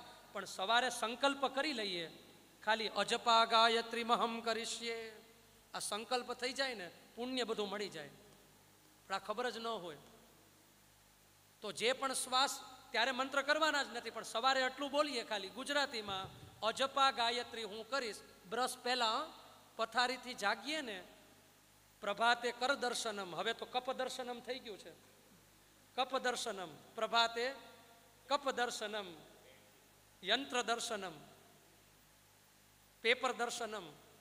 પણ સવારે જાગીએ અને એ ચેતનામાં ખાલી મનથી ખાલી સંકલ્પ કરીએ અજપા ગાયત્રી મહં કરીશીએ, એ અજપાનું પુણ્ય ફળ મળી જાય. તો પ્રાણાયામ જેટલા થાય ને, કોઈ પણ પૂજા હોય, રોજ છે ને 16 વાર પ્રાણાયામ કરવો જોઈએ. કેમ? એટલા માટે કે તમે, આપણે જેટલી વાર પ્રાણાયામ કરીએ ને એટલું આપણું આયુષ્ય વધી ગયું. 100 વર્ષ આયુષ્ય હોય, 100 વર્ષમાંથી 50% તો ઊંઘમાં વયું ગયું, 50% ગુસ્સો કરીએ, જોર જોરથી બોલીએ, બરાડા પાડીએ, રિસાઈએ, 10% વયું ગયું. મહાભારતમાંની ચર્ચા છે. વધારે ગુસ્સો કરે, જેમ આવે એમ બોલે, તોરમાં હોય, અભિમાની હોય, આનું ત્યારે ને ત્યારે આયુષ્ય વયું જાય. કેમ વયું જાય? જો સાયન્ટિફિક કહું, એટલા માટે જે માણસ બહુ વધારે ગુસ્સામાં હશે ને આમ ધ્રુજવા માંડે, ઘણા તો એવા છે માતાજી આવી જાય ગુસ્સામાં, ત્યારે શ્વાસની રિધમ છે ને એ વધી જાય. એ શ્વાસની રિધમ વધી જાય તો સમજવાનું આયુષ્ય જાય. પ્રાણાયામ કરીએ ત્યારે શું થાય છે? પૂરક કરીએ છીએ, રેચક કરીએ છીએ, કુંભક કરીએ છીએ. કુંભક એટલે કે શ્વાસને રોકવો. જેટલો શ્વાસ રોકાય એટલો શ્વાસ વધી જાય. ઘણા બધા ફાયદા છે, પણ આયુષ્ય વધે તો કે હા વધે. કેમ વધે? પ્રાણાયામ કરીએ ને તો. જો પરીક્ષિતે જો કદાચ શ્વાસ રોકી રાખ્યો હોત પ્રાણાયામથી તો 7 દિવસ થાત જ નહીં, કારણ કે એના માટે તો આયુષ્ય વપરાણું નથી. તો પ્રાણાયામનો પોતાની આપ મહિમા છે. એટલા માટે ઘરેથી નીકળીએ, ઘરમાં આવીએ, હાથ પગ ધોઈએ, પહેલાંના સમયમાં પ્રાણાયામ કમ્પલસરી કરતા, કારણ કે આનો ફાયદો જાણતા. પણ કરવું, કપાલભાતિ પણ કરવું. તો જીતાસનો, જીત શ્વાસો, જીત સંગો, જીતેન્દ્રિય. સંગના 2 અર્થ છે. શાસ્ત્રની ભાષા ટેકનિકલ છે. સંગ એટલે થાય એની સાથે રહેવું, અને સંગનો બીજો અર્થ થાય આસક્તિ. મનથી છે ને ઘણું બધું પકડેલું હોય, અને આનું દર્શન છે ને મને કોરોના સમયમાં થયેલું. કોરોના સમયમાં સરટી હોસ્પિટલમાં મને વિચાર આવેલો. એ વિચાર કેમ આવેલો એ પછી વાત કરશું, પણ એવું વાતાવરણ હતું. અને ત્યારે જે આખું જે મેનેજમેન્ટનું ડિપાર્ટમેન્ટ છે એમને પત્ર લખેલો કે હું આ લોકોને કેમ ઉપયોગી થાઉં. માણસ આટલો અંદર ડરેલો, પોતાનો સ્વજન છે એ સ્વજન આ રોગમાં નહીં, એના ચિત્તમાં તો એ સ્વજન જ ફરતો હોય. આજુબાજુ હોસ્પિટલમાં રૂમમાં 10માંથી 5 તો આખી ડેડ બોડી હોય, અને એમાં એવો ડરેલો હોય કે એની પાસે જઈએ ને તો એમ જ કે મને અહીંયાથી લઈ જજો, બાકી કોઈક આ લોકો આવશે, ઇન્જેક્શન મારશે, સફેદ કપડાવાળા આવી અમને લઈ જશે. આવો માણસ ડરેલો હતો. અને ત્યારે એ એક વિચાર આવેલો કે હું આને કેમ મદદ કરી શકું. આ સંસ્કૃત ભણ્યા છે, આ સંસ્કૃતના કેવી રીતે લાભ મળે. અને ત્યારે એક વોર્ડમાં 15-15 મિનિટ જતો, ગીતાજીના 12મા અધ્યાયનો પાઠ કરું, એક શ્લોકનો પાઠ કરું, અને એક પોઝિટિવિટી મળે એટલે એક વાર્તા સંભળાવું. એક વોર્ડ તો એવો હતો NCCUનો કે ત્યાં 90% ફેફસા છે ને ડેમેજ થઈ ગયા છે. એ લોકો 2 દિવસ જ રહેવાના છે. એ સાંભળે ખરા પણ બીજું કાંઈ ન કરી શકે. હવે ત્યાં ઉપદેશ પણ કેમ દેવો? માનસિકતા ત્યારે બહુ ભયંકર હતી. કથા અહીંયા કેવી અને વોર્ડમાં કેવી, પણ એ કથા ત્યાં કીધેલી છે. ત્યારે બસ કેવળ ને કેવળ ગીતાજીનો પાઠ કરતો. પુરુષ સૂક્ત છે એનો પાઠ, ક્યાં મંત્રો છે એના કાનમાં જાય, એના ચિત્તમાં ગમે તે હોય, પોતાના સ્વજન માટે એ ઝૂરતા હોય, પણ આ ચિત્તમાં ભગવાન નામ જાય, એમનું કલ્યાણ થાય. અને એ વોર્ડમાંથી એવી રીતે પાઠ કરી અને નીકળી ગયો. અનુભવ છે. એ નીકળ્યો ને ધ્રુસકે રડી પડ્યો. ખબર નહીં કેમ, સહજ આમ આનંદના આંસુ સહજ રીતે આવી જતા. ખેર, જીત સંગો જીતેન્દ્રિય. સંગ છે ને એને જીતવો, મનમાં કોઈ નહીં, મનમાં કેવળ ને કેવળ એ પરમ તત્વ, બીજું કોઈ નહીં. જીતેન્દ્રિય, ઇન્દ્રિયને સ્થિર કરી, અને સ્થૂલે ભગવતો રૂપમ મનઃ સંધારયે ધિયા.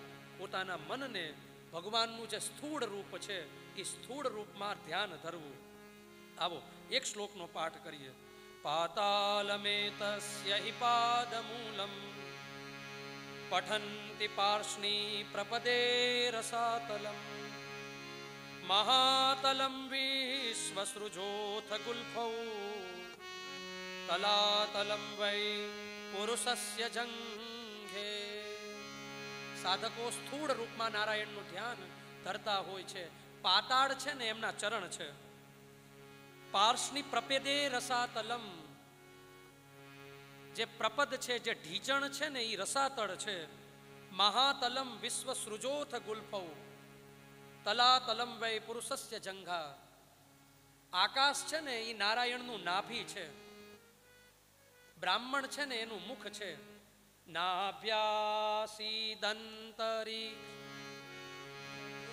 શીર્ષ્ણોર્દ્યો સમવર્તત પદવ્યામ ભૂમિર્દિશાઃ શ્રોત્રા તથા લોકાં અકલ્પયન્ન. આ વેદનો મંત્ર છે. પદ્ભ્યામ ભૂમિ, ભગવાનના પગમાંથી પૃથ્વી થઈ, કાનમાંથી દિશાઓ થઈ. આખું જે વિરાટ નારાયણનું સ્વરૂપ છે એ સાધક જોતા જોતા આ નારાયણ આ ભાવ સાથે મન એકદમ એમાં તલ્લીન કરી દે અને આવી અવસ્થામાં પ્રાણ જાય ને એની સહજ ગતિ થાય. મૃત્યુ સમયે પ્રાણ ક્યાંથી નીકળે ને એનું પણ વિજ્ઞાન છે. આ વિજ્ઞાન કહેવાનું બહુ મન થઈ ગયું છે, પણ અત્યારે નહીં. કથા ઘણી બધી કરવાની છે. ક્યાંથી ગયો ને અને શું બને ને એ પણ વાત આપણા શાસ્ત્રમાં છે. તો સ્થૂળ નારાયણનું ધ્યાન ધરવું. સ્થૂળ નારાયણ અઘરું પડે તો એમ કહ્યું કે સાકાર સ્વરૂપનું જે નારાયણ છે એ નારાયણનું ધ્યાન ધરવું કે ભગવાન કેવા છે. કેચિત સ્વદેહાંતર હૃદયાવકાશે પ્રાદેશ માત્રમ પુરુષમ વસંતમ ચતુર્ભુજમ કંજરથાંગ શંખ ગદાધરમ ધારણયા સ્મરંતિ.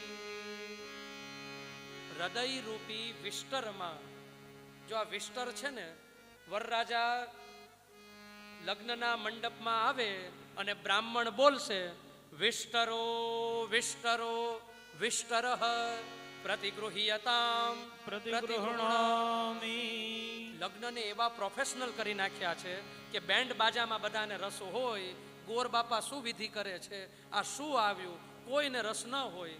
સપ્તપદીમાં પણ રસ ન હોય, મસ્તીઓ ચાલતી હોય અને આમ નામ લગ્ન પૂરા થઈ જાય. પણ એક રહસ્ય છે. એ વરરાજા આવે ને એટલે કન્યાના માતા પિતા હાથમાં કંઈક પાત્ર રાખી અને બોલશે વિષ્ટરો વિષ્ટરો વિષ્ટરઃ પ્રતિગૃહ્યતામ. અને પછી વરરાજા ઈ લેશે અને કહેશે પ્રતિગૃહણામિ. શિષ્ય ગુરુ પાસે જાય ને તો એ ઘાસ લઈને જાય, એ કુશ લઈને જાય. સમિત પાણીમ ગચ્છેત, કંઈક લઈને જવાનું. એમ વરરાજાને પણ કંઈક આપીએ છે, કારણ કે ત્યારે લગ્નના મંડપમાં છે નારાયણ છે. અસારે ખલુ સંસારે સારમ એતદ્વયમ સ્મૃતમ કંસાર શર્કરા યુક્તમ કંસારી ચરણદ્વયમ. ભોજ રાજાની સભામાં કાલિદાસ આ શ્લોક બોલે છે. બે જ વસ્તુનો સાર છે. શું? તો કે કંસાર શર્કરા યુક્તમ, લગ્નના માંડવે કંસાર પીરસાઈને ઈ અને કંસારી ચરણદ્વયમ, કંસારી એટલે કે કૃષ્ણના ચરણની ભક્તિ કરવી. આ બે જ સાર છે, બાકી કાંઈ ખાટી લેવાનું નથી. તો વાત હતી વિષ્ટરથી. આ વિષ્ટર ઉપરથી આપણે હિન્દીમાં શબ્દ આવ્યો બિસ્તર. વિષ્ટરઃ બિસ્તરઃ. આ મહારાજ શ્રી છે ને આવા અર્થ કરે. સ્વામી અખંડાનંદ સરસ્વતીજી મહારાજ પરમ મહાત્મા. વિષ્ટરઃ બિસ્તર, આપણે જે બિસ્તર બોલીએ છીએ ને એ બિસ્તર ક્યાંથી આવ્યું? સંસ્કૃતના વિષ્ટર ઉપરથી આવ્યું. તો હૃદયના બિસ્તર ઉપર, હૃદયના વિષ્ટર ઉપર એ નારાયણનું ધ્યાન કરવું. કેવા છે પ્રભુ? ચતુર્ભુજમ કંજરથાંગ શંખ ગદાધરમ ધારણયા સ્મરંતિ. આવી ધારણા કરવી. જો ઈશ્વરની કલ્પના પણ આટલી બડુકી છે કે એ કલ્પનાથી પણ આવી જાય, સત્ય થઈ જાય. ભલે કલ્પના જ છે, ભલે સાચું નથી. રૂપિયાની કલ્પના કરશું, રૂપિયા મળશે નહીં, પણ ઈશ્વરની કલ્પના એવી બડુકી છે, કારણ કે તે સત છે, એ ચિત્ત છે, તે આનંદ છે, એની કલ્પનાથી પણ મળી જાય. આ રીતે ધ્યાન કરવું જોઈએ. તો યોગીની વાત છે કે પછી આમ ધ્યાન કરતા કરતા એ દેહ છોડે. એ દેહની શું ગતિ છે, એ જીવની ગતિ છે, એની વાત છે. બહુ અદ્ભુત છે. જો આ તમને બધાને ટેવ પાડું છું કે આ ભાગવતજી ખોલજો. આ યોગીની ગતિ શું હતી, એ ક્યાં ક્યાં જાય ને બધી સાયન્ટિફિક વાત છે. આ રીતે સ્થૂળ ધારણા અને સૂક્ષ્મ ધારણા. અને એટલા માટે અમે આવું કરીએ છીએ કે કોઈ દ્વારા ખબર પડે કે ભાઈ કોઈનું સ્વજન છે અને વૃદ્ધાવસ્થાના કારણે કે પ્રાણ છોડવાના છે અને ફોન કરે ને તો પહોંચી જઈએ. કેમ કે ભાગવતજીના શ્લોકનું શ્રવણ થાય, પાઠ થાય, ગીતાજીનો પાઠ થાય અને એ મંત્રો છે એના કાન દ્વારા હૃદયમાં જાય તો એ ઉદ્ધાર કરશે. તો સ્થૂળ ધારણા અને સૂક્ષ્મ ધારણા કરવી. ત્યાર પછી અલગ અલગ દેવતાઓની ઉપાસનાની વાત છે કે કયા દેવની ઉપાસના કરીએ ને તો શું મળે. સારી પત્ની જોતી હોય ને તો માતાજીની ઉપાસના કરાય. કુળદેવી માની ઉપાસના કરે તો સારી પત્ની મળે અને એટલા માટે માતાજીની પણ પ્રાર્થના છે અને તપ કરવું જોઈએ. પત્નીમ મનોરમામ દેહી મનોવૃત્તાનુસારિણીમ તારિણીમ દુર્ગ સંસાર સાગરસ્ય કુલોદ્ભવામ. ખાલી બેનો જ ખાલી મોડાકાત કરે, વ્રત કરે, ગોરમાને પૂજે એવું નથી. પુરુષો માટે પણ પ્રાર્થના છે. અને શું પ્રાર્થના છે કે અમને એવી ઘરવાળી આપજો કે તારિણીમ દુર્ગ સંસાર સાગરસ્ય કુલોદ્ભવામ. આ સંસાર સાગરમાંથી તારી દે, ભજનમાં ભક્તિમાં સાથે હોય, સ્ટેન્ડ લે એવી ભક્તિ, એવી શક્તિ, એવી પત્ની અમને આપજો, બાકી કુવારા રાખજો. આવી પ્રાર્થના છે. ઓલીને આમ જવું હોય કિટી પાર્ટીમાં ને ઓલાને આમ જવું હોય, કાંઈ મેળ બેઠે નહીં.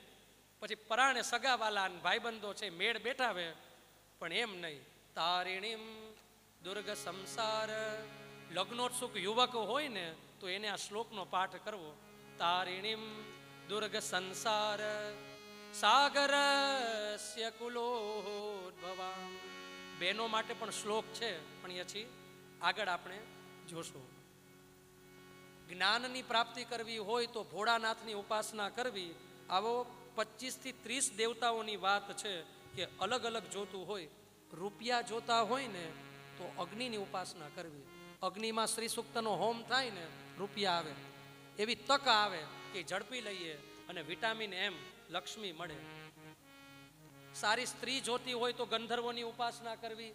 શાંતિ માટે અદિતિ માની ઉપાસના કરવી. આખો ક્રમ છે પણ છેલ્લે સિદ્ધાંત આપ્યો અકામઃ સર્વ કામો વા મોક્ષ કામ ઉદારધી તીવ્રેણ ભક્તિ યોગેન યજેત પુરુષમ પરમ. ભાગવતજીની સ્ટ્રેન્થ છે ને આ શ્લોકમાં છે. જો ભક્તિની વાત બીજા પુરાણો નથી કરતા, બીજા પુરાણોમાં ભક્તિની વાત નથી તો કે છે, તો પછી ભાગવત ક્યાં અલગ પડ્યું? આ પ્રશ્ન થાય ને, પ્રશ્ન થવો જોઈએ. ભક્તિની વાત બધે છે, વેદમાં પણ છે. ભક્તિ હિ એનમ નયતિ, વેદની રુચા છે કે આને ભક્તિ લઈ જશે. તો ભાગવત અલગ ક્યાં પડે? ભાગવતની સ્ટ્રેન્થ શું? તો કે આ શ્લોકમાં તીવ્રેણ ભક્તિ યોગેન. ભક્તિ કરવાની છે પણ કેવી કરવાની છે? તીવ્ર ભક્તિ. જો બટેટું હોય ને એને ઉકળતા પાણીમાં નાખીએ પણ નવશેકું પાણી હોય ને બટેટાને કાંઈ અસર નહીં થાય, પણ ધગધગતું પાણી હશે ને બટેટાને ફાડી નાખશે. એમ સામાન્ય પૂજાપાઠ કરતા હોય તો વ્યવહાર ચાલે, પણ તીવ્રેણ ભક્તિ યોગેન યજેત પુરુષમ પરમ. તીવ્ર ભક્તિ યોગ, તીવ્ર ભક્તિ લાગી પડવું. કે કાર્યમ સાધયામી દેહમ પાતયામી. આ સિદ્ધાર્થનું સૂત્ર. તપ કરવા બેઠા સિદ્ધાર્થ કાર્યમ સાધયામી, કરીશ તો કા સિદ્ધ કરીશ, કા દેહમ પાતયામી. અથવા તો આ શરીરનો ભલે શેહ દઈ દે, દેહ ભલે પડી જાય, પણ જે લક્ષ્ય છે એ લક્ષ્યને તો હું વિંધીશ. અપ્રમત્તેન વેધવ્યમ સર્વતન્મયો ભવેત. ઉપનિષદનું સૂત્ર છે કે અપ્રમત્તવ્ય વેધેન સર્વતન્મયો ભવેત. જેવી રીતે બાણ જેમ ગતિથી લક્ષ્ય તરફ જાય એમ ઈશ્વર તરફ શું આપણે જઈએ છીએ કે પછી જય સિયારામ ફેર ફુદરડી ફળીએ છીએ? તો આ તીવ્ર ભક્તિ યોગની વાત આમાં છે. કથા સાંભળવાથી શું થાય ને એના મહાત્મ્યની વાત પણ છે. બિલેહે બતોરુ ક્રમ વિક્રમાન્યે ન શૃણવત કર્ણપુટે નરસ્ય નો વાચોપગાય ત્યુરુગાય ગાથા વસતી દાર્દુરી કેવસૂત. જેના કાન કથા સાંભળતા નથી એ કાન નથી પણ સાપને રહેવાના રાફડા છે. જેની જીભ હરિનામ લેતી નથી તો એ જીભમાં અને દેડકાની જીભમાં કાંઈ ફરક નથી. જીવન એ જ કામનું કે જેનાથી રામ ભજાય, જેમાંથી ભગવતી ભજાય, આપણા ઈષ્ટદેવ રાજી થાય એ કામનું. બાકી જીવન જીવન નથી. આ વાત છે. પરીક્ષિત મહારાજના પાછા પ્રશ્નો છે. જો 7 દિવસ છે મૃત્યુ ઉપર છે, અહીંયા ભાગવત પૂરી થઈ જાય. સ્થૂળ ધારણા કરો, સૂક્ષ્મ ધારણા કરો, ભગવાનનું ભજન કરો, ભાગવત પૂરી. હવે 10 પ્રશ્નો પૂછે છે અહીંયાથી. પરીક્ષિત મહારાજના 10 પ્રશ્નો છે. જો 7 દિવસનું આયખું છે છતાં જિજ્ઞાસા કેટલી છે, કેટલું પૂછે છે. ભગવાન સૃષ્ટિ કેમ કરે છે?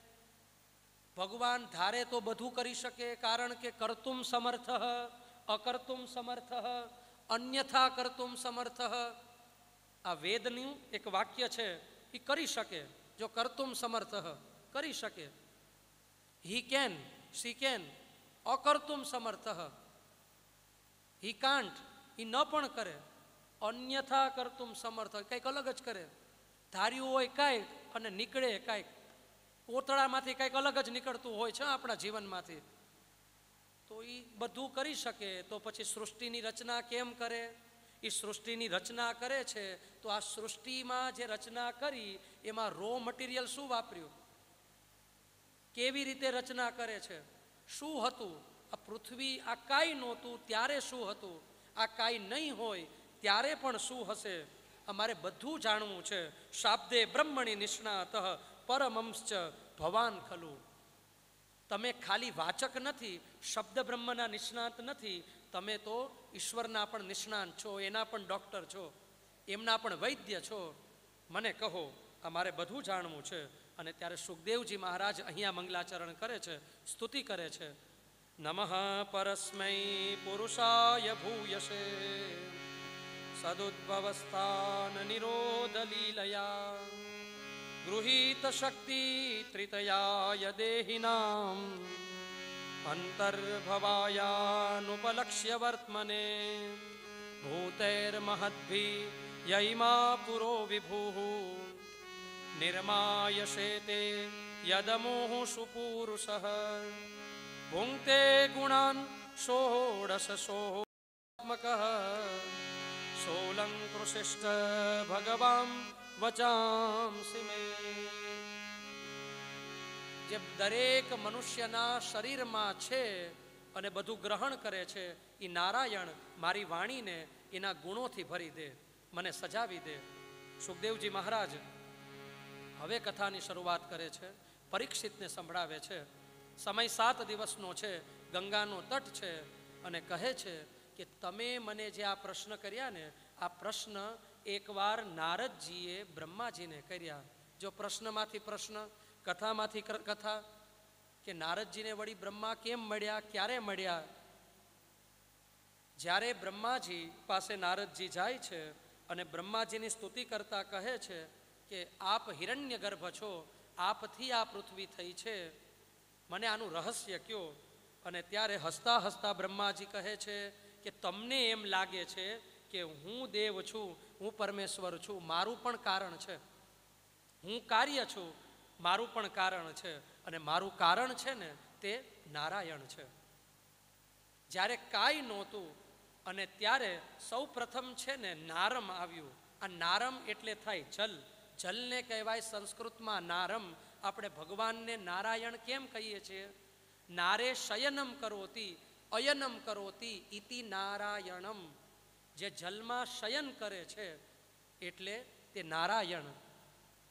જલમાં એકદમ એક આખું પ્રતીક રૂપે એક અંડ પડેલું છે, એક ઈંડું પડેલું છે, હલતું નથી, ચાલતું નથી, આવી કલ્પના કરેલી છે. અને એ બ્રહ્માંડનું એ જે પ્રતીક સ્વરૂપે એ જે હોય છે એમાંથી એક સ્વરૂપ નીકળે છે. એ સ્વરૂપનું વર્ણન વેદો સ્તુતિ કરતા કહે છે હરિ ઓમ સહસ્રશીરેખા પુરુષા સહસ્રાક્ષા સહસ્રપાત સભૂમિગો સર્વત સ્પૃદવાત્યતિષ્ઠત શાંગોલમ એવેદગો સર્વં જદભૂतं જજ્જભાવ્યમ ઉતામ્રેતવશ્યેષાનો જદન્નેનાતિરોહતિ. હજાર મુખ છે, હજાર હાથ છે.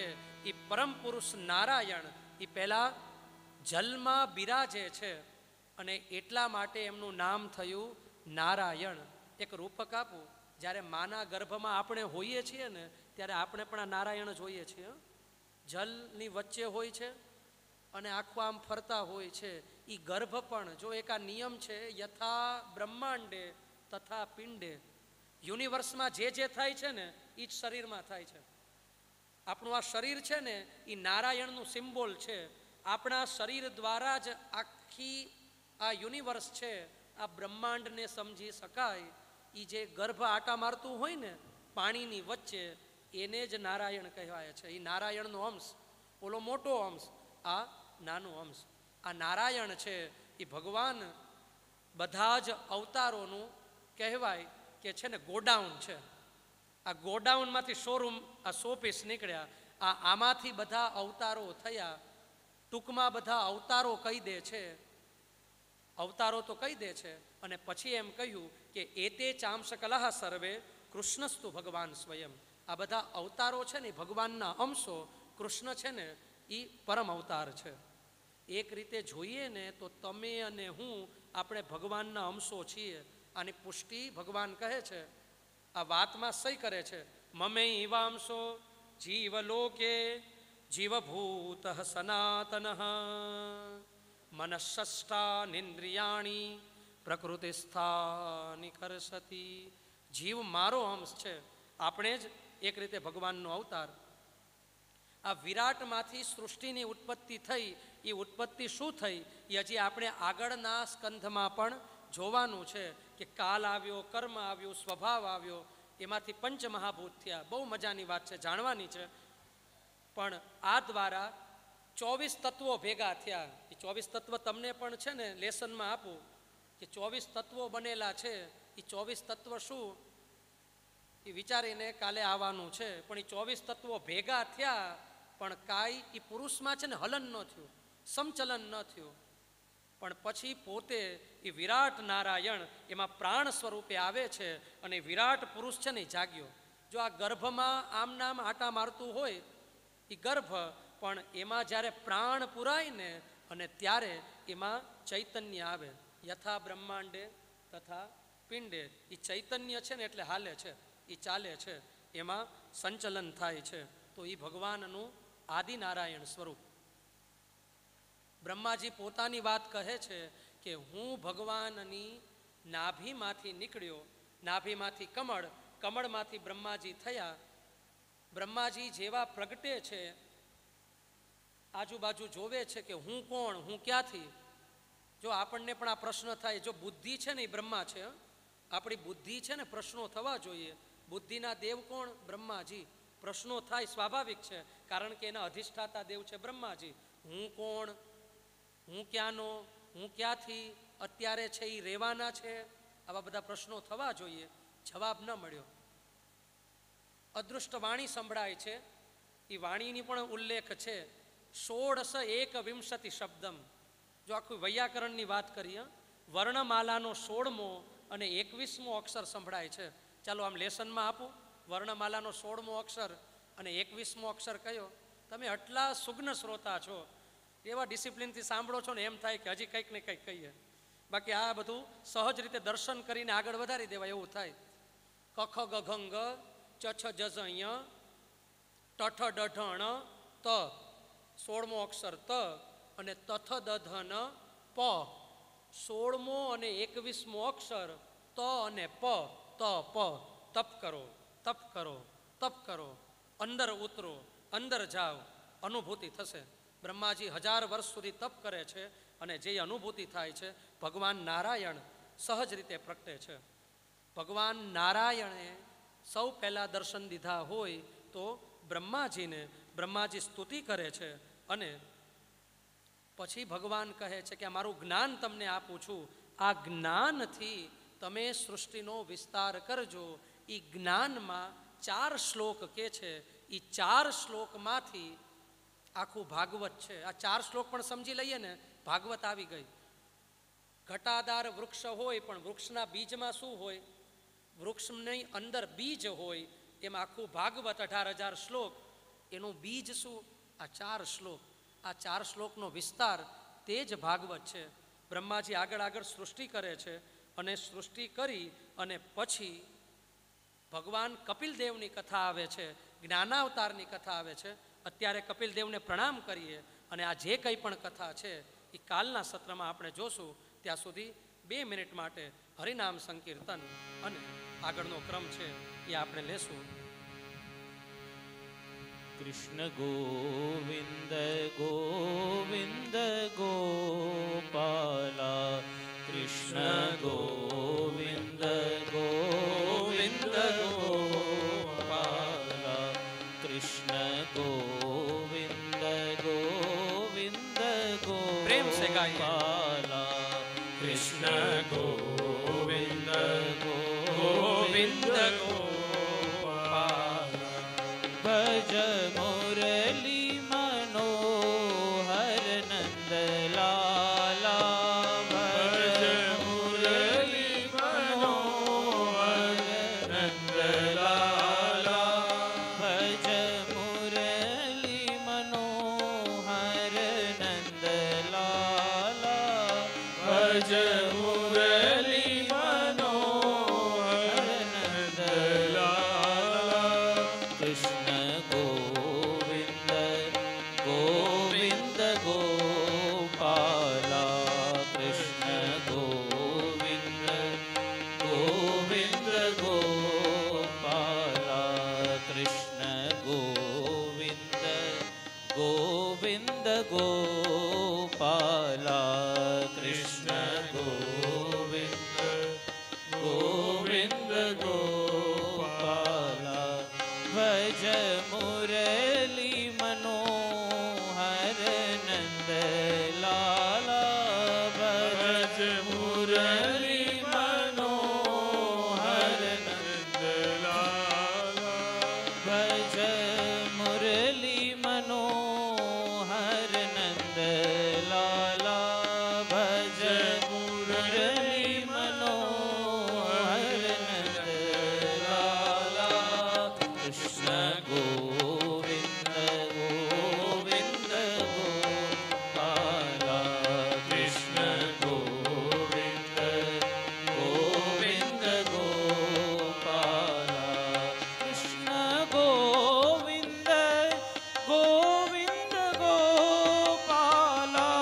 કૃષ્ણ ગોવિંદ ગોવિંદ ગોપાલા, કૃષ્ણ ગોવિંદ ગોવિંદ ગોપાલા, કૃષ્ણ ગોવિંદ ગોવિંદ ગોપાલા. શ્રી દ્વારિકાધીશ કી જય, ભાગવત ભગવાન ભગવાન કી જય, સુખદેવજી જી મહારાજ મહારાજ કી જય, સદગુરુ ભગવાન ભગવાન કી કી જય. ઓમ નમઃ પાર્વતી પતયે હર હર મહાદેવ હર. જય જય જય શ્રી રાધે, જય જય શ્રી રાધે, જય જય શ્રી રાધે, શ્રી વૃંદાવન બિહારી લાલ કી જય. મન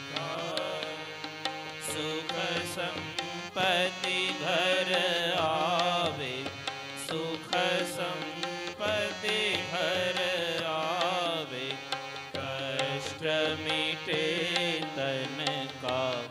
ओम जय जगदीश हरे।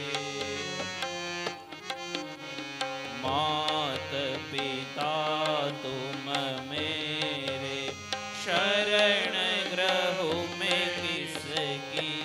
स्वामी शरण ग्रहो में किसकी। तुम बिन और न दूजा, प्रभु बिन और न दूजा।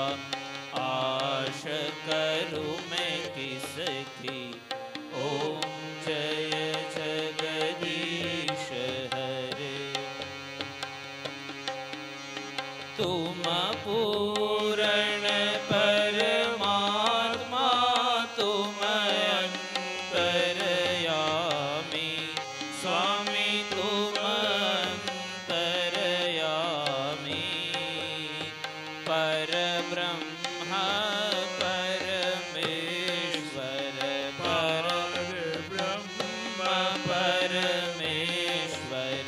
तुम सबके स्वामी। ओम जय जगदीश हरे। तुम करुणा के सागर, तुम पालन करता।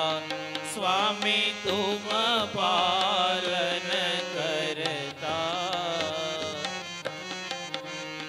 मैं मूरख खल कामी, मैं मूरख खल कामी।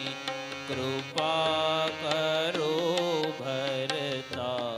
ओम जय जगदीश हरे। तन मन धन सब तेरा, सब कुछ है तेरा। स्वामी सब कुछ है तेरा। तेरा तुझको अर्पण, तेरा तुझको अर्पण। क्या लागे मेरा। ओम जय जगदीश हरे। जय जगदीश हरे। स्वामी जय जगदीश हरे। भक्त जनों के संकट, दास जनों के संकट। क्षण में दूर। ओम जय जगदीश हरे। कर्पूर गौरम करुणावतारम, संसार सारम भुजगेन्द्रहारम। सदा वसन्तं हृदयारविन्दे, भवं भवानी सहितं नमामि। मङ्गलं भगवान् विष्णु, मङ्गलं गरुडध्वज, मङ्गलं पुण्डरीकाक्षो, मङ्गलायतनो हरि। सर्वमङ्गलमाङ्गल्ये शिवे सर्वार्थसाधिके, शरण्ये त्र्यम्बके गौरी नारायणी नमोस्तुते। नारायणी नमोस्तुते। जलेन प्रदक्षिणीकृत्य यानि कानि च पापानि जन्मान्तरकृतानि च, तानि सर्वाणि नश्यन्तु प्रदक्षिणपदे पदे।